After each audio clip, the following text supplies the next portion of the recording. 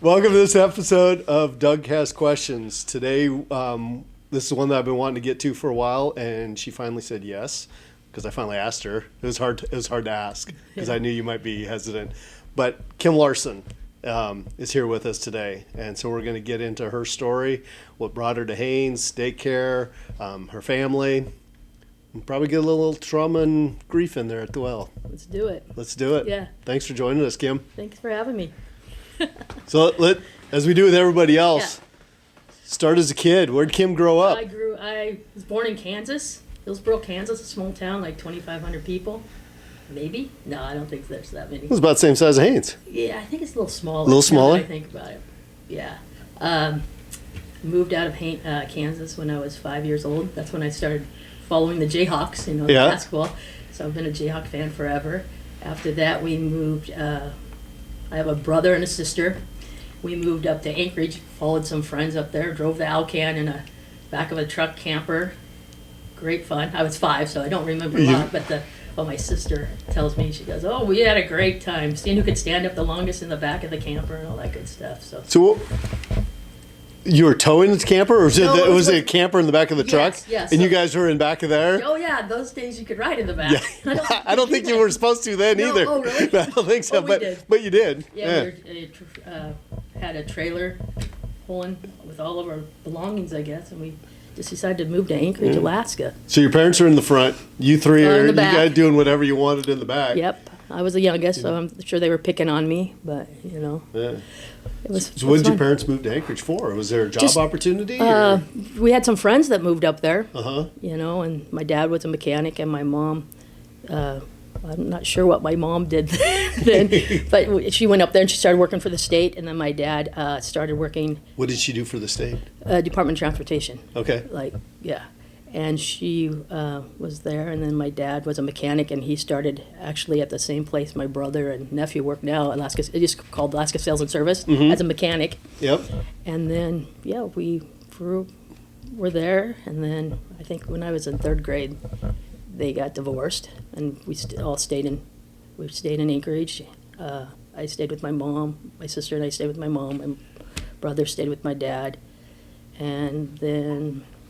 When I was in 4th grade. How old were you when they got divorced? 3rd grade. 3rd grade, yeah. How was that for you going through that adjustment? It was weird, going to your other parents' house on the weekends, but it was good. It was okay. Yeah. I mean, I remember we lived in a 2-bedroom apartment, me and my mom and my sister, and it caught fire, and it was kind of a little like that.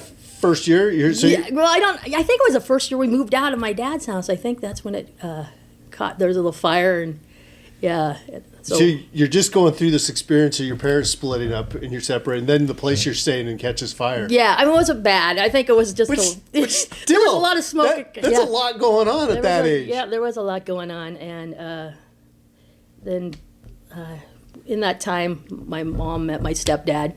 Mm-hmm. And he was great. He basically raised me, So, and so he worked for JCPenney's forever.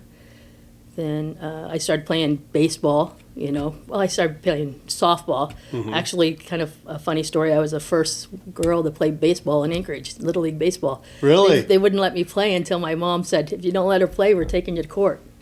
Yeah, nice. Yeah. And so I ended up playing. I was in I think I was 4th grade. What, 9 and 10-year-olds? Yeah. So Yeah. I played baseball. Made the All-Star team. What position did you play? I played shortstop and pitcher. Okay. I was the only girl in the whole league the first year, and made the. And that's even back then. Even now, that's kind of rare that old girl's a pitcher. Yeah. And I was a left-handed shortstop. Left-handed shortstop, which is odd. Pitcher. In your first year, base. you made first base? Yep, made the All-Star team. All-Star team, nice. Didn't go. Decided to go with the family to Disneyland, Hawaii, and Seattle. So They were kind of mad because I... It's like, wait a second, you threatened to sue us to get her on there. We put her on the All-Star team. You proved your point, and now you're bailing for now vacation. Now I'm like, I'd rather go to Disneyland anyway. Yeah. So that was 4th grade. Then when I was in 6th grade, we moved to my dad, Marv, my stepdad, got transferred to Spokane, Washington.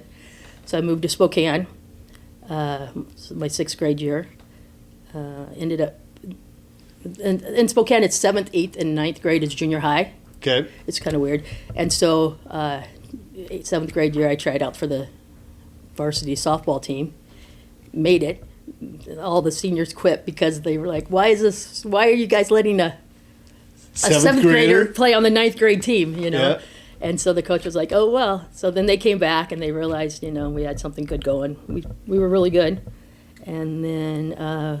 That's always amazed me when people get frustrated when younger people, because it's like if they get to be if they're the oldest, that they're entitled to the spot. Right. It's like, do you not want to win? Exactly. I think the idea is supposed to win. So whoever's doesn't the matter best. what age, Yeah. let's put the ones that are going to get us the win in there. Yep. I was actually going to quit too because my coach was just running us like crazy, and she pulled me into her office and said, "Don't quit. I'm running to get all the lazy kids out of here." Okay. And I'm like, okay, I'll stay. How much longer? Because Yeah, I might be one of the. I know. I talked to my parents, and they're like, "Don't quit. Don't do it. She's doing it so you can be in there, And I'm like, okay.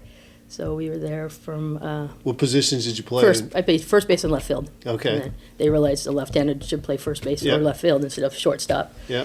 And played that summer. I played with a couple of women's teams and stuff. And softball was good. I liked softball.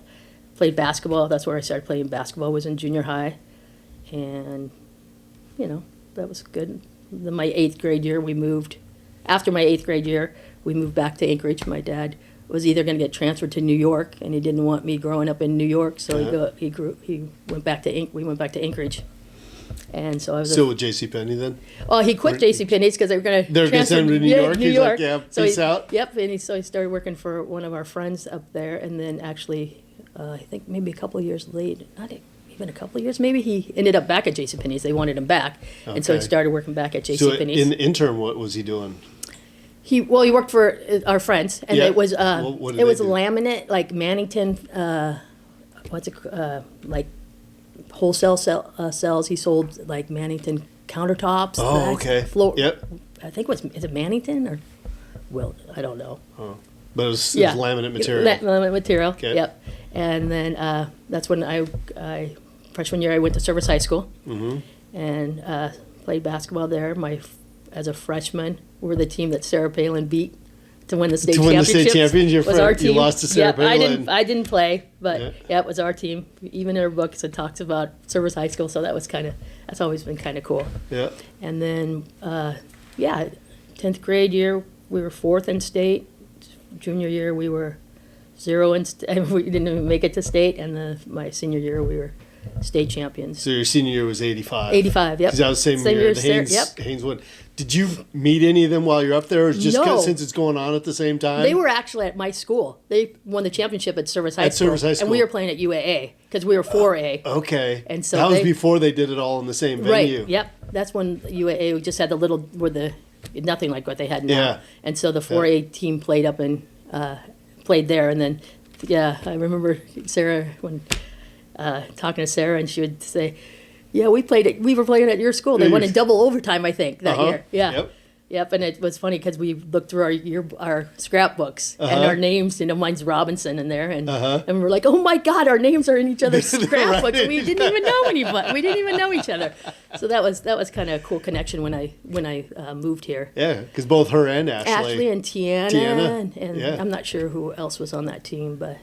Yeah, Mary Hertz was on there. Renee Swinton, Ralph's sister. Yeah, she's the one that made the free throws in double time. At the end of it, yeah, she made a few clutch free throws towards the end there to win the game. Yeah, and Mary Hertz was on that team. Mary Hertz, yeah. Yep.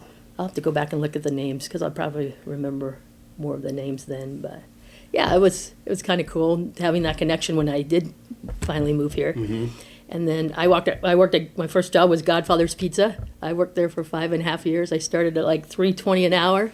So how old were when you moved back up, like in 8th grade? You started the ninth there? grade. Ninth grade. You started. I started. Godfather's I think Pizza. 10th grade. I started in the summertime, my 10th grade year, just to get some little money going. You got three what? I think it was $3.20 or $3.40 an hour.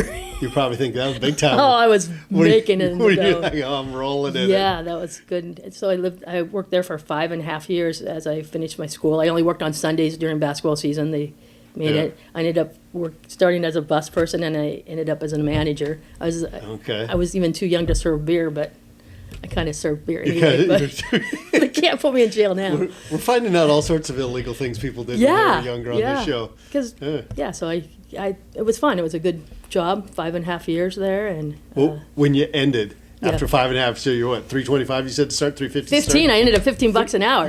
Yes, that's pretty good increase over 5.5 years. I know, but still manager for $15 an hour. Yeah, I was assistant manager because I couldn't be a manager. That's right, because I wasn't 21. Because you weren't 21. Right. Yeah. And then, after 5.5 years, and then I moved to Portland with my parents. Got transferred to Beaverton, Oregon, and I was going to go to school down there, and I didn't go to school right away. And I went up and I worked at I got transferred basically, so I guess I worked more at Godfather's Pizza. Okay. I worked at Where'd you get transferred to? I worked at in Beaverton. Yeah. They didn't really transfer me because in Oregon they were what is it called when they're owned by individuals? Yeah, a franchise. Yeah, but then I went. So the one in Anchorage was a company store. Yeah, there was 3 of them. That were company stores. 4 of them. Yeah. Okay. And then ended up in Beaverton for a couple of years. What were you going to go to school for? I wanted to be a PE teacher and a basketball coach. Okay. Didn't happen. Why not? I don't know. 23. I had a kid. Yeah. I had Jeremy. 23. So, yeah. And then when did you move? Then I was in Beaverton. Yeah. And then I moved to Juneau. Okay. And then that's where I had Jeremy, was in Juneau. Actually went to school there for a few years too.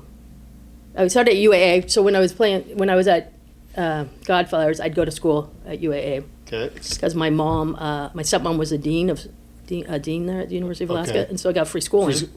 Nice. Take advantage of that. I didn't do a good job taking advantage of it. I think if you're not paying for it, it's just not. It doesn't feel. There's something to be said for that. Yeah, and don't so appreciate it I didn't appreciate it, and I don't regret it now, but a few years back I did regret that. They ended up in Juneau. Then we was in Juneau. Jenae was born in Juneau too? Jenae was born in Juneau in 1997. Yep. Okay. So then when she was 8 months old, we moved here. So it was 97 you guys moved here? 98. 98? Yep. I thought it was earlier than that. 1998. Because I remember one of the first memories I remember of you guys here is you guys took me out fishing on your boat.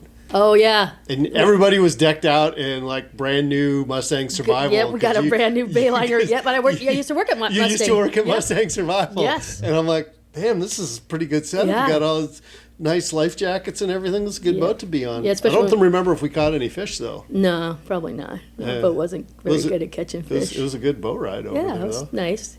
And then, I remember when I had Jenae, I was in June. I had already left Bellingham and stuff, and they sent me every age of life jackets for Did they? Yeah, which is pretty cool. So it was fun to work there, and then I ended up here. So did you start the daycare right away when you got to Haines, or was that when Jenae got in? She was 10 months old when I started. So I started September 1998. Okay. And Jeremy was how old? So he was 7. He was 7, 8. He was 7 or 8. Yeah, they're 7 years apart. Okay. Yeah. And so I started it because when we moved here, I'm like, I actually talked to Michelle Ward and Mike, and they said we can offer. I was going to go work over there, and Michelle goes, what we really need is a daycare person in this town, because Stephanie Pattison was going to quit. Okay. And there was only Gladys in town, and I'm like, oh, never even thought about doing that at all, but I didn't want Jenae to go to Gladys's because I had a friend who died in a trailer fire. Oh, okay. And I'm like, not doing it. Yeah. So that's the only reason I started doing daycare. Never had a thought that I would like to do daycare or anything. I'm just like, okay, I'm going to do it. So that's what, 26 years? It's coming up on 28 years. 28 years. Yeah. Sorry, my math. That's okay. I don't know years. It's a Sunday when we're recording this. My math isn't the best on Sundays. Yeah. 26 years. 28 almost. 28 and a half, yeah. I mean, 27 and a half years. Yeah, 27 and a half years now. Yeah. It's been quite the run. When you first started, were with all the to be a licensed daycare provider, was that a little overwhelming for you at the time? It was, but I've always liked numbers. I've liked,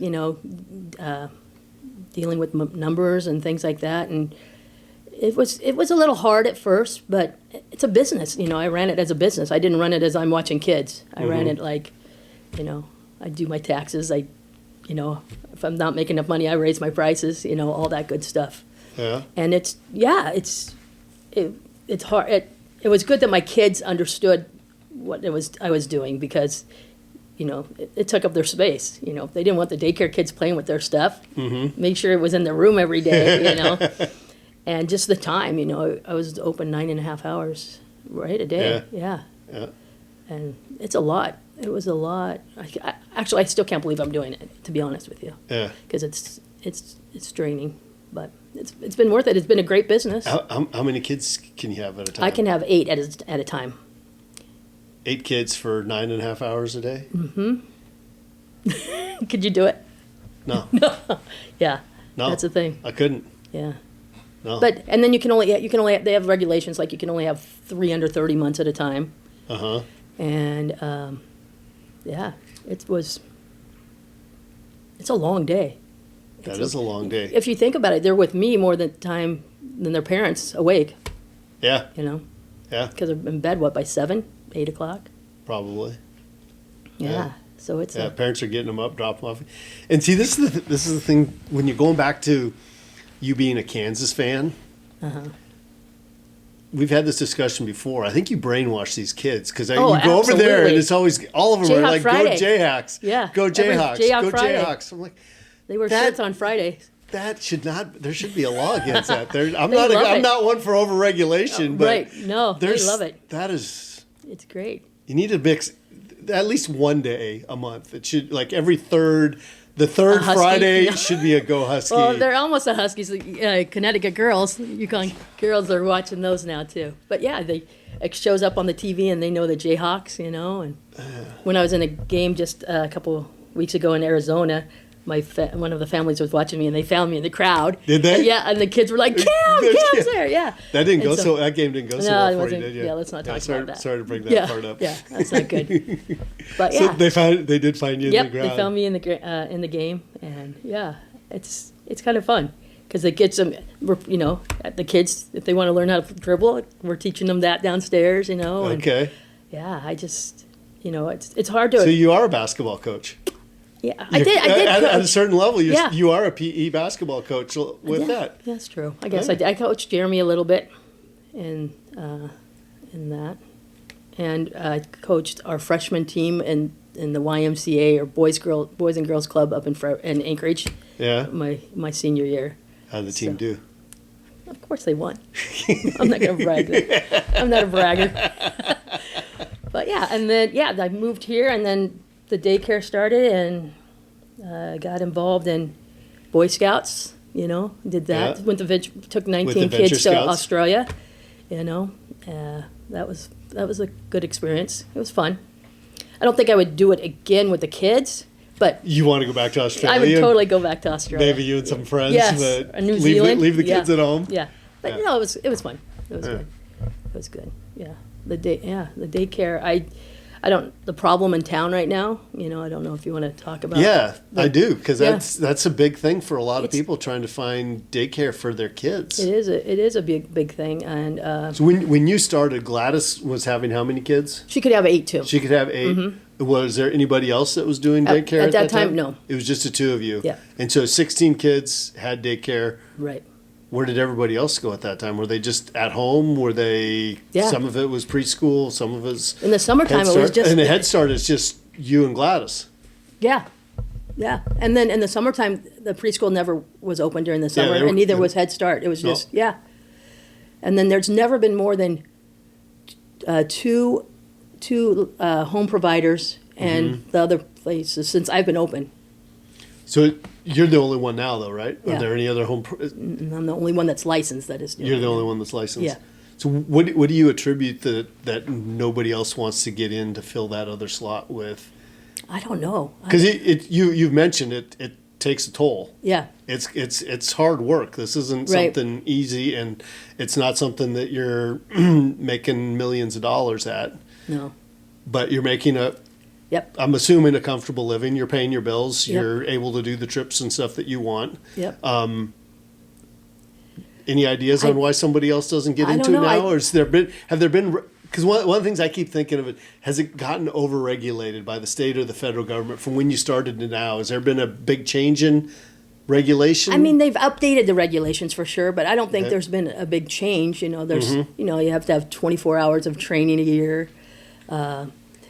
There's safety of your house. They come and do inspections on your house. As they should. Yeah, exactly. Yep. And I think one thing that's worked for me is that my daycare's downstairs. I Okay. don't have to see it, Okay. And I have the space that it works. No, I can understand, because otherwise your work's there all the time, Yeah. even when the kids are gone, which isn't that often, because Right. you've got them there. Because not only are the kids awake more at your house, but you have kids more at your house while you're awake than not Exactly. on the days too. I mean, Yeah. that goes both ways, right? Oh yeah, it's a hard job, and I really don't understand. I don't understand why. I think it's more important for this town to try to get people to do home childcare than the center, the Yep. Chilkat Valley. Preschool. Well, it's not really preschool. It's Yeah, a, but it's a licensed center. Yeah, They're trying to get- they're trying to adapt that and change that Right. to. So you think it's more beneficial to have the kids in a home setting rather Yes. than that? I do. What are the reasons behind The that? first reason is you don't have to have as many employees. Okay. It's just me. Like Yeah. in 27 years, I've only called in sick 4 times. Yeah. In 27 years. And 2 of them Dang. was I picked up Gable and took him out of the high chair and hurt my back. He was little then. Dang it, Gable. Yeah. So that was 2 days right there. But it's when if they need more people. So when it's outside the house, the staffing levels go up compared to in home. Because they're a center, they have to have They're more. a center, they have to have more Yeah, people. that's why there. I'm regulated at 8. Okay. If they have a center, you can have up to, I think it's 24. Okay. But when they built But that building, what's the staff to child ratio then? Is it still 1 to 8, or is it No, like it's 1 to 6? what is it exactly? I couldn't give you the exact numbers on that one, but I think they can have at least 8 infants. Okay. But then if one person calls in sick, Yeah. they can't have any, Can't have any of right? them. That's why I think it's more important them to be focusing on trying to get people to do it in their home Do it in a home Yeah. setting rather than there. and not a nonprofit. I don't think the nonprofit is the way to go, because you have people on the board there that they're there only when they're kids, for 2 years, and then they're off the board, right? Yeah. And so they can't, the budget, they don't. The continuity and stuff long term. Right. Yeah, so having the nonprofit. You see that with a lot of the youth entities, like Little League, Yes. stuff like that. Because when you have parents that have a kid there, they're really invested. Yep. And if they have a lot of kids, they're invested for a longer period of time. But if it's only 1 or 2 and they're close together, like you said, you got a Yep. couple years and then they're off to the next thing the kids are doing. Just like the Venture Scouts, and Yeah. nobody wanted to start that. Little League, it was gone for a while there after we started that all up. Yep. It's just, I mean, there's money to make, especially after COVID. The state has been helping a lot in child Okay. care. Yeah. Yeah, they've come up with some good little things to What help do providers out. do you think with CVP expanding their program, do you think it's going to make it harder for somebody to want to start at home, or do you think there's still a place for somebody to start I think something there's at still- home? Because it's more reliable. Home child care, I think, is more reliable. Yeah. My personal opinion, because of the staffing. Yeah. How are you going to find people to work? Right? So how do we encourage somebody to start a business with? I don't know. Because after 27 and a half years, you said earlier that you can't believe you're still doing this. Exactly. Yeah. How much longer is Kim going to be doing this? Yeah. Yeah. I'm not going to put you onto a number, but Right. it's Yeah. not forever. I'm 59, so. It's I'm not going to gonna be do it forever. Right. There is a finite time on there that's going to end. Right, yeah. I haven't set a date, or according to Tom, it was last year. Oh, That's what he was telling people. Yeah. But yeah, I don't know. One day I'm gonna wake up and say, hey, I'm done, yeah. probably. Yeah. I'll give my parents lots of notices and stuff, though. I like my group I have now. It's a good group. And the thing with mine, though, I have 9 kids, actually, infants, on a wait list right now. Okay. But you could fill up another at home. Yep. Just like that. Yep. Somebody could be fully. Yeah, you can only have 3 infants at a time. Okay, so there's 9 infants out there, but you can only have 3. Yeah, I can have only 3 under 30 months at a time. And Okay. people don't, the people will get on a waiting list. I have people that haven't even had their kids yet on my waiting list. On the wait, and they're yeah. like, okay, I have my kid. And I'm like, well, I still don't have openings, still right? don't- yeah. Because they'll stay there. I have a lot of kids that have stayed there from when they were 4 months old till when they're 10. Okay. And so there's not a lot of space to. So you'll take them too. That when after they start going to kindergarten, after school and Yep. stuff, they come to your place. So if the parent's still working later, Yep. they're still at Kim's until I can have them. My license is to age 12. to 12. Yeah, 0 to 12. It's a big. That's. Yeah. Does that ever? Do you ever think about it? Does that cross your mind? How much influence you have on these kids' life? You know how many kids in this town I potty trained? Oh, it's a lot. Learn It's a to lot. spoon? Yeah. Oh, yeah. But that's what I'm just thinking that Yeah, that's got, to me, I'm thinking that's a lot of pressure. it is. That there's all of these kids that those formative years are at Kim's. Yeah. And not only are they learning about the stinking Jayhawks. Right, but, right. Yeah, yeah, exactly. Yeah.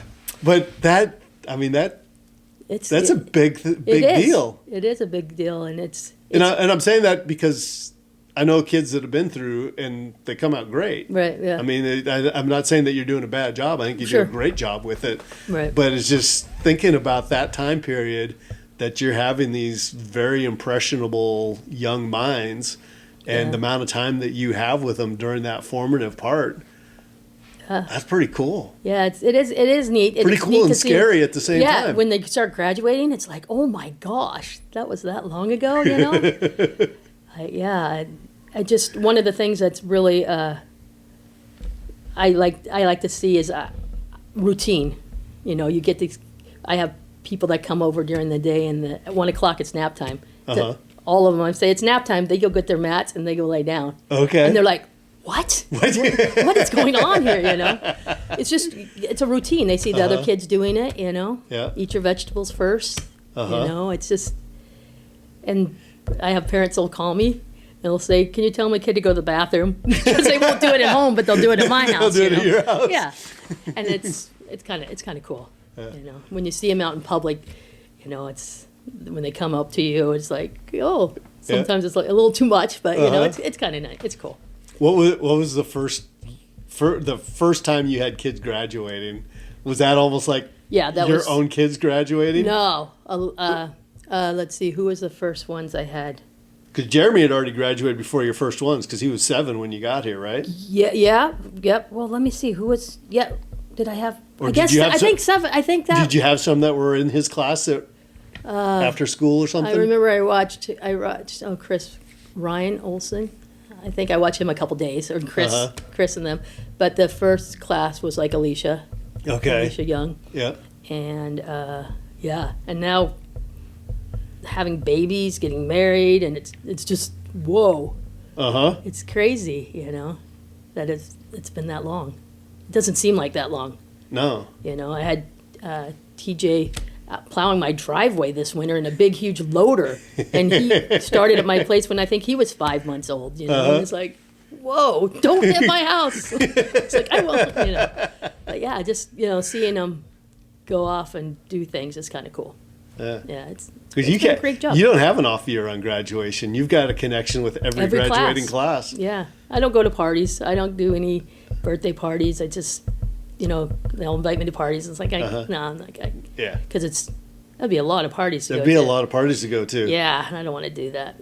So it's been a great job for me. I was home for my kids, you know, and when he was gone a lot, and so just being home, not having to worry about it. And I don't think there was a job in town I could have been making the money I was making doing that, at that time, or now even. So, but it would be interesting to see, you just got, I guess the house just has to have the space to do it, to not make it.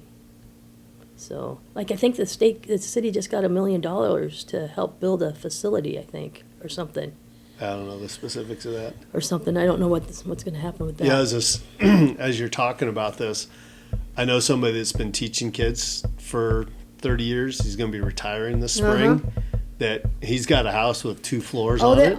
Oh, it could be a second income. Could be his retirement. Could be a second income. Yeah, exactly. We should let his wife know that Yeah, we've got I'll give her a call tonight. We got a perfect thing for Sam to be I'll doing. set her up.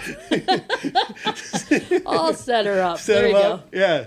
Yeah. She'd love that. That'll keep Sam busy. Oh. Yeah. I mean, I've been happy with it. I never thought I'd be doing it at all, and then I never thought I would actually still be doing it now. So, and then Jenae started helping you with the kids. yeah, that's she started when she was 14. She could start helping me with the kids, and it was kind of cool because so when she turned 14, I could become a group home, and then as long as I didn't leave her in care, I could have more kids. So I could have 12 kids at that time. So you could get 4 more in the summertime. In the summers. Yep. With Jenae helping you could get an extra 4 kids. I could get an extra 4 kids, and it was great for her because I'd pay her, and yeah, she was there, and it was great. And then I think her junior year, they changed it. They had to be 21. And I'm like, they're like, well, are you going to still stay a group home? I'm like, no. No. Because there was no one in town that would work part-time that I really could trust at that, to work with kids and show up. Because if they didn't show up, that's parents that... I knew Jenae was going to show up every day. She didn't have a choice. She didn't have a choice. And so they're going, I go, I'll just go back to the 8. And they're like, no, we need more people. I'm sorry. I go, I'm not going to do it. And so after 2 years of me complaining about that, they went back to 16. It could be 16. I think 16? It's 18 now. Okay. But it was, and I'm like, they're like, are you going to do a group home? I'm like, no, my daughter's, she's off to college now. I'm not doing it. Still not They're doing like, it. what? We changed this and I'm like, sorry. You ruined it. We had a good thing going and was helping 4 more families in town. And you just said, so that was it. So do you think that's where she got her love of kids and absolutely. teaching? Yep. Yeah. She always was with the kids. She was. When did she start wanting to become a teacher? I'll bet you when she was like 7th grade. Really? She talked about it, yeah. Did she always want to have, because she ended up becoming the kindergarten teacher here. Right. And so did she always want to be like kindergarten, 1st, 2nd grade, or? She didn't really care. I think she wanted, for kindergarten, 1st grade, she knew because she was very familiar with that age because of being at the house and stuff. Yeah. And she knew how they learned, that she knew, she already had that experience from being in a house with kids since she was 8 months old, and that was so she was going to go to University of Alaska first, and then like 2 weeks before graduation she's like, I think I want to go to University of Idaho, and I'm like, let's do it. Mark Solari went there, and he went to high school with me, and I'm like, Sarah Palin went there, like, let's do it. And so she's like, really? Alaska I'm like, connection to the University of Idaho. I'm like, let's do it. So that's when she started that. So what was the reason for her wanting to go to Idaho compared to UAA? Just to get out of town, just get out of the state? Yeah, just get out of the state. She wanted to try something new, and this is kind of a funny story. She picked University of Idaho because there was a Target there, right? Well, Target's important. Well, we got there. Guess what? There wasn't a Target? And she's like, are you kidding me? So there was no Target there. There was a Walmart. But she's like, I can't believe it. She goes, they must have been going to build one at one time. She saw on the internet. She saw something that there was a Target there? Yeah, and that's, she wanted to be by a Target. And And so where in Idaho is University of Idaho? Moscow. Yeah, Moscow. And so that's right, that's Pullman. right across from Pullman. Right, yep. So, that's trouble right there. And she was mad. But no Target. Yeah. She ended up making good friends there. And she had was on the dean's list every year and did all of her stuff. And then she came back and did her student teaching in Haines. Yeah. She made it. Yeah, she made it through college debt free. When she come back in the summertime, she had 3 jobs. She worked her butt off, and then she did her student teaching with Tracy Getchell. Yeah. And then that. What was it? What was that like for you? seeing your daughter going off, taking care of kids that were taken care of in the house, Yeah, it was- doing the student yeah. teaching. Was that a pretty cool moment It was for you? pretty cool. She was like, "Oh, I know these kids, I know these kids. that are in her class." She They're goes, just- "They're not going to be able to get away with anything because I know." I got the ones that are going to Yep. be a little leader group here. Yep, that, 'cause what's it? Second grade? Was it Tracy? I think I Tracy think was it's second grade. Yeah, Yeah. and yeah, she was very excited, and that was COVID, of course. Yeah. And so it was pretty hard for her to get on student teaching right away because of all the because she was in Idaho, so she had to go through the state of Alaska and get on the all the paperwork through the state, the Okay. licensing credentials through the state and stuff, and she did it, and and that's when So what? That was spring of 2020. she Because came. was she back for January through May, or when? Yeah, what was she the time came. for? She came back at Christmas time because Yeah. she knew her next semester she could student teach. They had it figured out that she could student teach, and so she was home from. She worked all summer, right? She came Yeah. back at Christmas, finished Yep. schooling, and then But student her taught. her student teaching was January through May. Was it? Yes. The Yeah. 2 quarters there. Yep. Okay. Yep, and she'd go, with her little lunchbox and stuff. I'm going to school. Like, have a great time, Don't pick on the kids at recess. Yeah, and then I don't think she was thinking about even applying here, but Ramey was teaching kindergarten, Yeah. and she wanted to move up to, I think, 5th grade. Yeah, Yeah. and then, so She put her everyone name was in. like, put your name in. Yeah. And it was COVID, so, and so she's like, okay, she was very nervous, she did a lot of practicing with Lily, Yeah. and just sitting. And you had Lily's 2 daughters. Yep, You had the twins come through. Oh yeah, Kim's they daycare. were there. I think they started So- when they were 6 or 7 months old. Yeah. Yeah. So yeah, So they. you knew you guys had a good relationship Yep. there to begin with. Yep. Yeah, and so, she did that, and Ace. Everyone who I talked to said she did a great job on the interview. I know she was set up in my hallway, and people were going, "Where are you sitting?" And she goes, "Well, I have to be over here because the kids are downstairs. And someone else is in the living room." And so, So she's in in the hallway on of your a house? Zoom. Oh yeah, it was on Zoom because Yeah, it was it was on COVID. Zoom, Nothing COVID. was in person. Yeah. And they're like going, "Where are you?" Because they've all been to my house. And they're like, They're all trying I'm to in the figure hallway. Yeah. So she did that, and she's so excited when she got that job. Yeah. Yeah. Yeah. No, I remember after she'd come in the store every once in a while. We'll walk her. Oh, yeah. But after she got that, I was like, "Congratulations!" You could just see. I mean, Yeah. she was pretty she was excited. glowing. She loved it. Yep. Yeah. She was very excited, and that time, what was that? Oh, by that time, she had her dog, Red. Mm-hmm. Yep, we had, she wanted me to have puppies. Well, not me, but our dog. She wanted our dog to have puppies. I'm like, are you going to help me? And she's like, yeah, I'm home, I can help you. I'm like, okay, so that's why we had, I think we had 12 puppies, and she was very excited to have her own dog, because we had Goldens their whole life growing up and stuff. And so, she was living the dream. She met all of her goals, and doing good. That brings us to the hard part. Yeah, let's do it. December of 2020. Yeah. So we've got the big storm in Haines, Yep. and I remember the night before, I was up with my parents. We're making Christmas. We're doing right. lefse or something, doing something baking up at my mom's, and coming down the hill. And by Lapham's Corner there, Oh. there's just like water gushing out of the middle of the road. I'd never seen that. I was like, holy crap. Right. I got home and Sarah had, she either called or texted me. I think she, probably both, and sending me pictures in front of Sam's house where a young road Oh was yeah, that was washing really out. bad. Yeah. And, Leck and I were on the phone back and forth with messages because she was hearing stuff and trying to figure out what the plan was for the next day. The next morning, like Carol Ann woke me up at 3:30 in the morning with a phone call letting me know that the highway was washed out at 2 Mile. Oh yeah. Like, I'm at 2.5 miles. Okay. I don't think. Well, how are you gonna get up there? Apparently, I'm not Yeah. going to be driving to work today. Yeah. And I think it was 5 o'clock that I walked in, and just the amount of water everywhere and stuff coming down. And then I was between the borough office, and we were on a Zoom call. I was in the office with the EOC, and Al got up. Somebody came over his shoulder, Al Giddings, fire chief, and he left the room and came back, and that's when he told us there was a slide. Yeah. When did you find out there'd been a slide?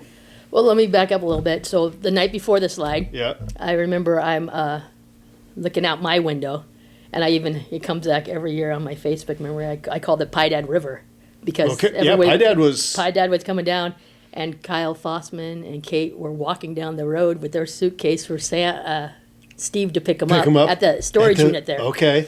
And I posted that on Facebook, and I had someone actually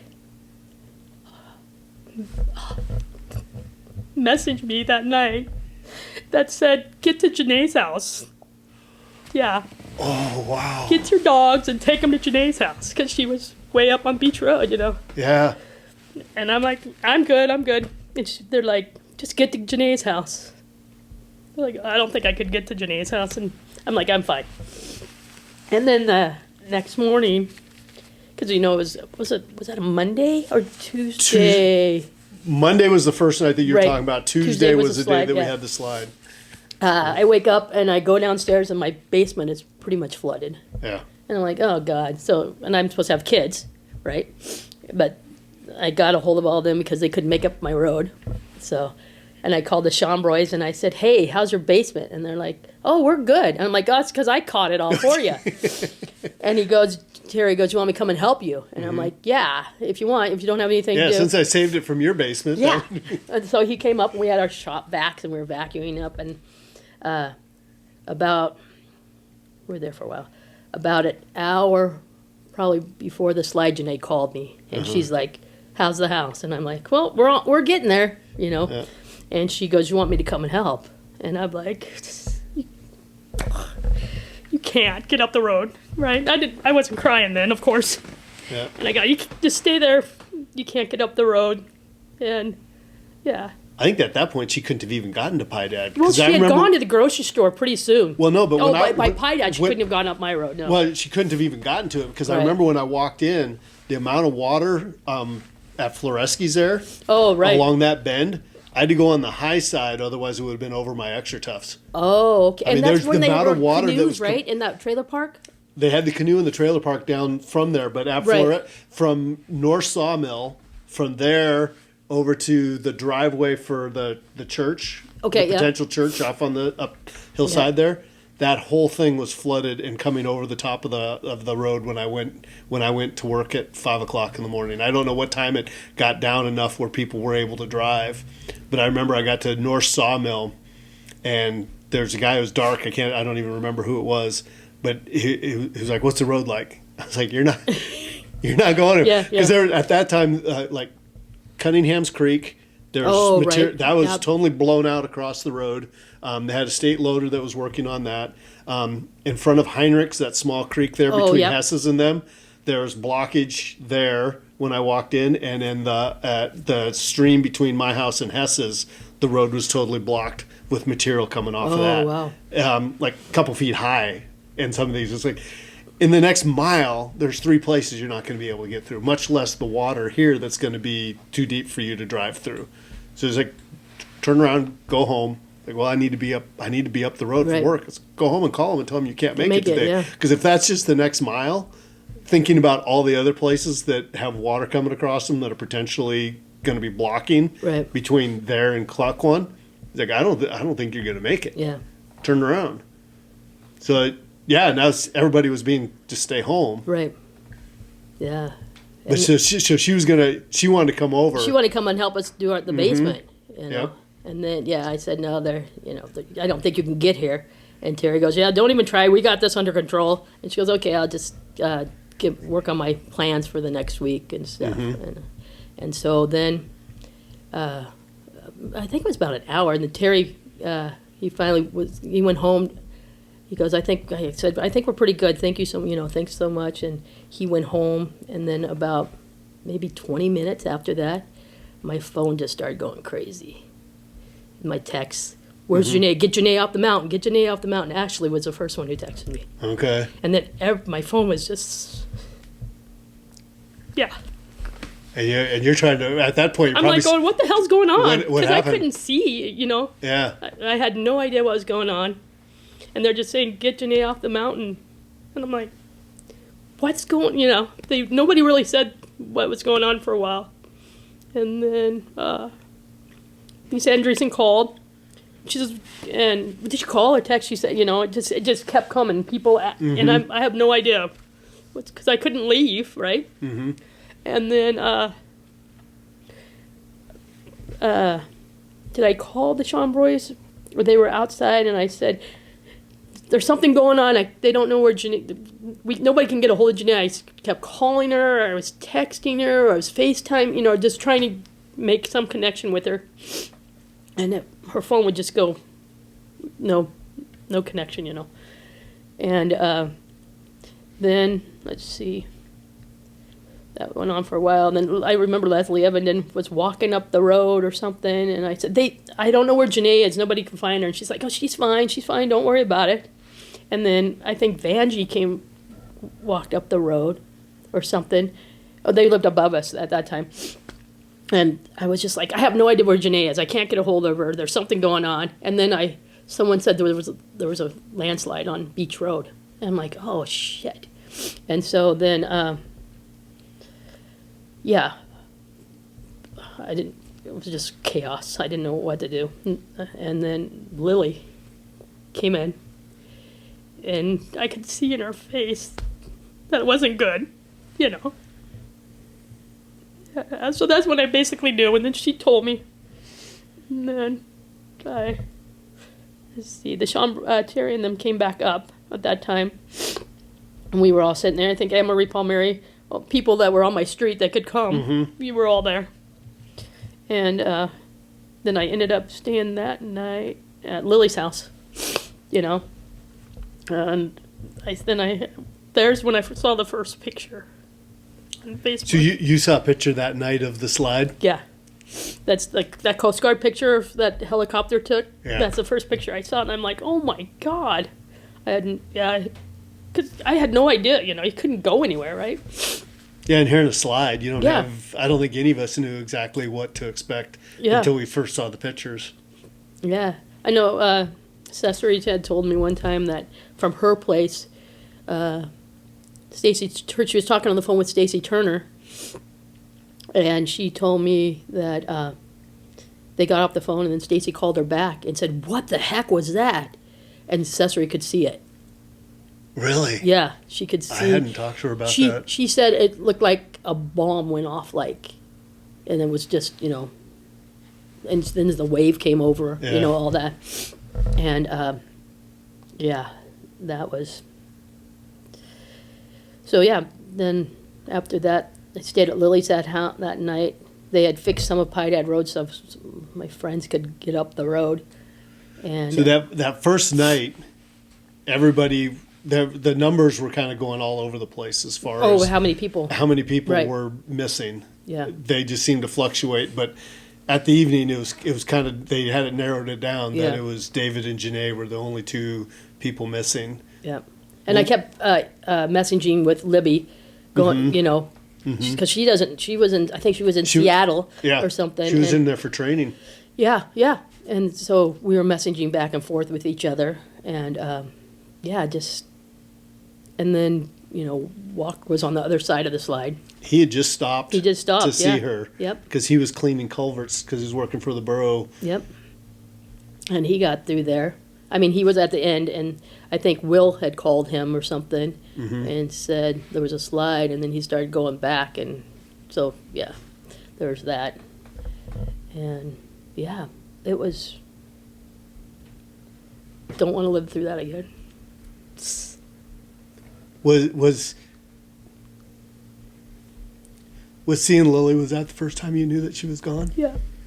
It was like of all people, it was good that it was her, because I've known Lily forever, you know, watching her kids and everything. And so it was, she was when I saw her face when she walked in the door, I knew it wasn't good. So. Because her husband's on the fire department. Yeah, and DOT. Yeah. Yep. So I knew it wasn't good, and so So what having that idea in the back of your head, and then everything that progressed over the next few days with Coast Guard here searching, everybody looking.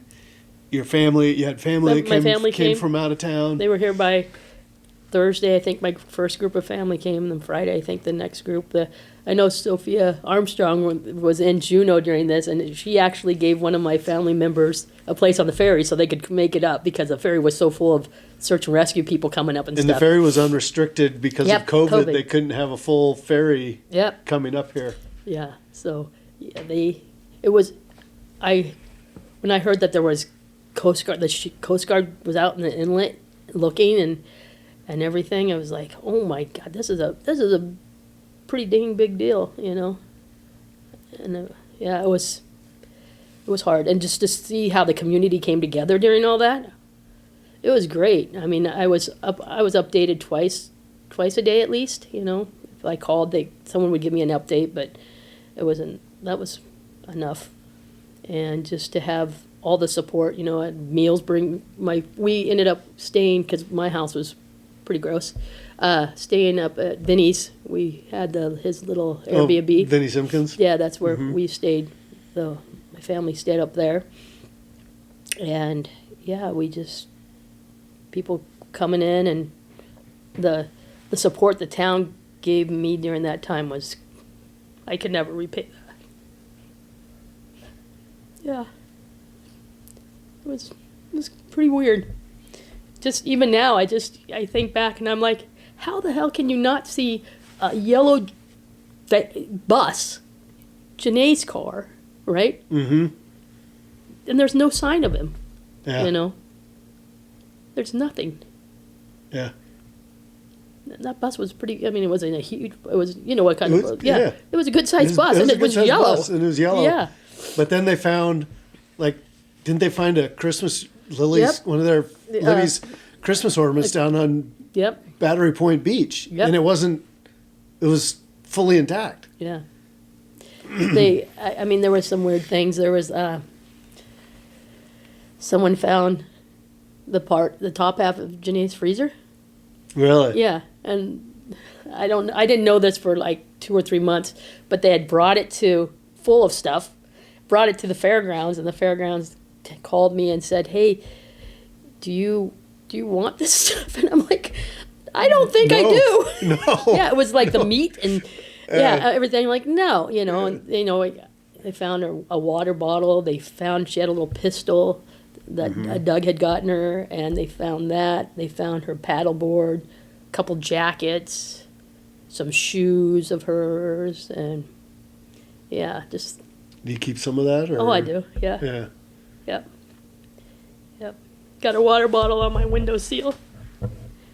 With the what did they oh gosh. What did they make at school? Oh, the stained glass stuff? No, the little birds. Oh, the little origami? Yeah, Was it the the cranes? cranes. The origami Yes, cranes yes. They that made they me. did that? They made me Yeah. one for my windowsill, so I still have that Okay. hanging up in my windowsill at my house. And yeah, it was something. You know, the governor called me, which is was nice but weird. But they still haven't fixed my road. My road's still a mess. So You know? that's on my list of things that I want to get to. Yeah. Is so you going through this whole ordeal and seeing everything, and I had a very limited experience because Right. we're in the EOC the whole time. Sure. When I was going there and it was dark, and I was going home and it was dark. I had most of the stuff I'm just seeing pictures of. Right. And the first time that I had any interaction with you or anybody in the family was when you guys came to the fire hall. When they called up the search. Mm-hmm. Yeah. That sucked. That was bad. That was bad. Yeah, that was really bad. But I mean, just seeing all the people there that were searching and stuff, though, it's like, wow. Wonder if this happens in bigger towns, you know? The video that got me the most was after the first day, and I got home, and I think it was Melissa gave me Oh, and the put it on cars. Facebook. Yep. With all the cars. Yeah. That was amazing. that hit hard. Yeah, it did. Because again, we're in this room the whole day. We got people coming Right. in and out, and we're on the phone, we're talking to whoever. I had no idea that all those people were in the fire hall Yeah. that day. Had no clue. There was a at lot of all. cars. There It was went a long ways. There was a long line of cars. Yeah. Yeah. And then just to see all the other damage around town, like the house at Lutak, you know. Who was that? The Bergen's? Bergen's. Bergen's house. And just And there's a couple others that had some significant, that Yeah. weren't a loss, but the number the one of down places. from Sam's house, Yeah. you know. Lemmy's place. Lindy's Yeah. place. Yeah. And it was, I couldn't believe it. I mean, I still shake my head, go, is this real, you know? Yeah. It doesn't feel like it, does it? No. Sometimes it feels like yesterday, and then sometimes it's like, I always compare everything about, was it before Jenae or after Jenae? You know? Yeah. Yeah.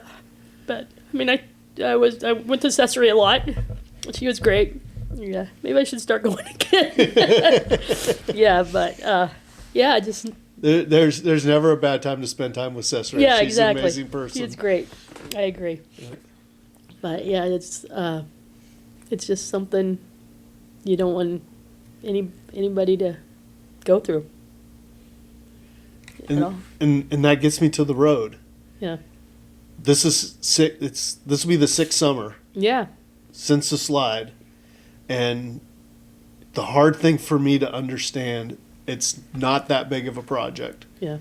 but both Allen Road and Pie Dad still have not been fixed. Right. And every time I don't go up Pie Dad that often. Mm-hmm. Every time I go up to see my mom and dad, or just my mom now, Yeah. I think, and I can't imagine you're living on that road. And it's the worst right in front of my and house. it's worse right in front of your Yeah. house. Every freaking day I have to drive it. The daily, and there's people who go, oh no, it's not that bad, whatever. But for me, I look at it as, this is just a daily trauma for you, Yeah, every day. reliving that every time you're on that road. Yep. And I have no idea why the state can't get off their ass and fix that. I don't either. I think it is absolutely asinine Yep.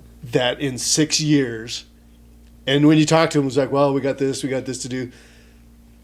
Excuse me, shut the F up. Yeah. What you're doing to the people in this community by not fixing that Yeah. and getting that taken care of is criminal. Yeah. That should, those things should be a highest priority for them to get done. They Yep. got, it's FEMA fund. That's what I don't They got the understand. money from the feds Yeah. to fix that. Do it. I even wrote I got one of those blue cards in the mail that you know, it's told me Alaska Road Recovery or something. Yeah. 2 years ago, I think it was. And I wrote him a letter, and I said, I have to deal with that every day. Mm-hmm. And the lady was really nice about it and everything, but didn't go very far, I guess. Well, it's not just Haines. Yeah, it's everywhere. You look in Juneau Yep. with the Mendenhall Valley, with the Mendenhall, they get the buildup of the water, then end of July, first part of August, it floods. Right. So anybody along that river, they're coming up with all these temporary things. Yeah. And I think our Alaska delegation with Senator Sullivan, Senator Murkowski, and Representative Begich is pushing hard to get, because when they first came a couple of years ago, they said, yeah, the Army Corps, yeah, it'll be 10 to 12 years to fix this. Shut up and get this fixed. Yeah, yeah. Don't temporarily Right. fix it either. You've got people that are living along this that I've talked to some people, it's like, well, it's just for a short period of time each summer. If you're actually in those houses, you're thinking about that year round. Yeah. Is my house going to be next? Is this next year? What are we going to be safe? Yep. And I think the barriers that they put in this last year seemed like they're fairly effective, but they're still trying to do some more for this next year's. I don't understand why we can't get things like this done quicker. Yeah. It really bothers me. Yeah, me too. I totally agree. To drive that road every day, and I even have my parents. And you're not the only. Yeah. I mean, you're the only one up there that lost a daughter. Right. But you weren't the only person affected by the slide Sure. in this community. Oh, yeah. There's Yeah, a ton of exact- people oh, that yeah. were displaced that are still very anxious with a Sure. large rainstorm. Oh, There's yeah. a ton of people that those roads are still a reminder to that Every day. time they go up them. Yep. Fix them. Fix them. Yep. I don't. The borough's got all their stuff done. Yeah. Yeah. How is that? The borough got that. Borough got Yeah. all the storm damage stuff as far as I'm aware, the major roads Right. and everything like that. There might be some culverts that still need. Yeah. How does the state not They don't get it get that done? because they're not living it. They're not here to Well, it's see just it, you know. they shouldn't. But they have to, the money. They That's shouldn't. what- yeah. They shouldn't have to live. And for me, it's just I want to talk to somebody at the state level. Mm-hmm. I want to have them on here and talk about it. It's like explain to me where the problem is that we can't fix stuff like this. Yeah. I had Andy Story and I have talked a lot about childcare and stuff together, Mhm. and I brought her up so she could see my place. And one of the reasons I said, "Hey, Just show the road? I wanted to show her the road. Yeah. I'm like, "This is the road I'm dealing with." She's like, "Are you kidding?" And I'm like, "No," but Yeah. you know, so she was aware of it, and just I think the more people, you just got to keep talking about it, you know. And I've had a thing going on Facebook with all the people on PIDAD. Call this number. Call, you know. We got to get this road fixed, you know, because all Do you know the number? Maybe we can get other people. Maybe we can get more people. 1-800 state of Alaska roads. No, I don't know. But yeah, I have everyone on the street I think got one of those cards like I got, and you can go online and check where we are, and it's supposed to be fixed this year according to the little thing that I have. Yeah, originally it was supposed to be 25. Yeah. Then I heard it was going to be 26. But I talked to the people that are with the road construction companies in town. It hasn't been out to bid. It hasn't Yeah. been put out to bid yet. Yeah. Matt and I have talked a few times, Matt Bowen, about it. He goes, I have said so much. He goes, Oh, I know. he goes, He's a major proponent to get that done. Yeah, and- get both of them done. and I'm just like, he's like, it's got to come from someone else. It's got to come from, you know. Yeah. And so that's when I did the whole thing of all the people on my street. Let's, you know, write letters and get all this done, and didn't help as of yet. So hopefully by the end of the fall, but it's got to go out to bid soon, you would think. Yeah, You know, I try to email them like every 6 months. Maybe I'll do that tomorrow. It's been about that time, just to put that in there. So maybe we should talk to the borough about putting forward a resolution and sending the resolution to the state, yeah, the DOT commissioner and the governor about, listen, they can word it however they want to, but basically get off your effing asses Yeah, and fix these and roads. fix the roads. The ongoing trauma that is in our Yeah. you're instilling in our community by not fixing these. Yep, I agree. It's not a fun thing to drive up every day, for sure. It's not a fun thing to drive, and just anybody wanting to drive up it. Sure. But then you losing your daughter Yeah. with the storm that caused the damage that 6 years later you're still driving on it. Yep, Ridiculous. yeah. And I know there's a lot of people that are pissed off at me because some of the decisions we made that kept people out of their houses in Beach Road for as long as they did. Yeah. I know that government can move slowly. Yeah. And there's things that you make decisions and it changes the dynamics of what you can do and when you can do them based on the decision that you have, that you try to make at the time with the information you have. It's like, this is the decision we have to make. Sure. And Yeah. then You've never the consequences of that going forward can be very hard on people. Yeah, I remember when Roger was fixing the road up there. I went up. He took me across the slide area. Okay. That's the first time I Yeah. went up there, and it was just. I was amazed about how much came down that hill. You know. Oh, I don't- saw pictures, Yeah. and it was a couple days after the slide, and we're in the EOC, and there's a lull where I wasn't doing anything, and I asked Carol Ann, the incident commander, I said, "Is it all right if I go ask the police department if I can go look at the slide? I just want to see it in person." Yeah. So they wrote a note. Please take Mayor Doug to the slide. To the slide area. And so I walked up over through the fire hall down, and I was like, Here's my note. and Sergeant Dryden at the time, he was like, "Well, I guess we got to take you to the slide." Oh, so I right. hopped in the car with him, and we went out to the edge of the slide there and kind of walked up on the first little bit of it. But Right. that was very awe-inspiring Yeah. with the amount of material that came down and the amount of and then just the drive out and the amount of timber that was along the beach line. Yes, The I don't know how many lineal feet of timber or cord, however you want to do it. There was a lot of timber in the water off of that. Right. I was just blown away by and the size of material and the size of rocks. Yeah. That even the came rock down. that's there right now. You know, on the it's huge. It's huge. It's a huge rock. And then that next summer, when they were working on the geologists were here doing a study on it and trying to set up all their measuring devices and everything. I had asked them if I could go out with them one day. And so I hiked up the slide with them up to the top. And it's even crazier when you get to the top and you're looking down. And just as you're walking through, because some of these boulders that had obviously been moved and you're standing next to them, it's like, the heck? Yeah. How water moved that? Yeah. I mean, water started the process and it just all that going through is like, oh my God. And that house that's right next to the slide. Yeah. So lucky. Not the one close to the road on the other side. Yeah, I don't know whose house that is, but it was so close. Mm-hmm. Even what's her name, Colleen, that lived in the house next to the slide.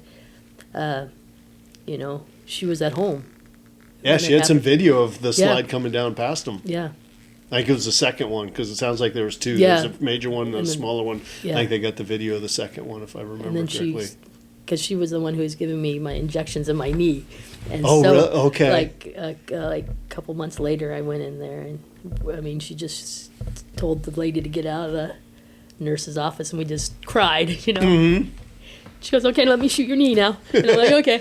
But yeah, she said, "Could you have done this before you're crying? I don't know if you're going to be as steady as I needed you to be." But yeah, it was just her story about it, and Do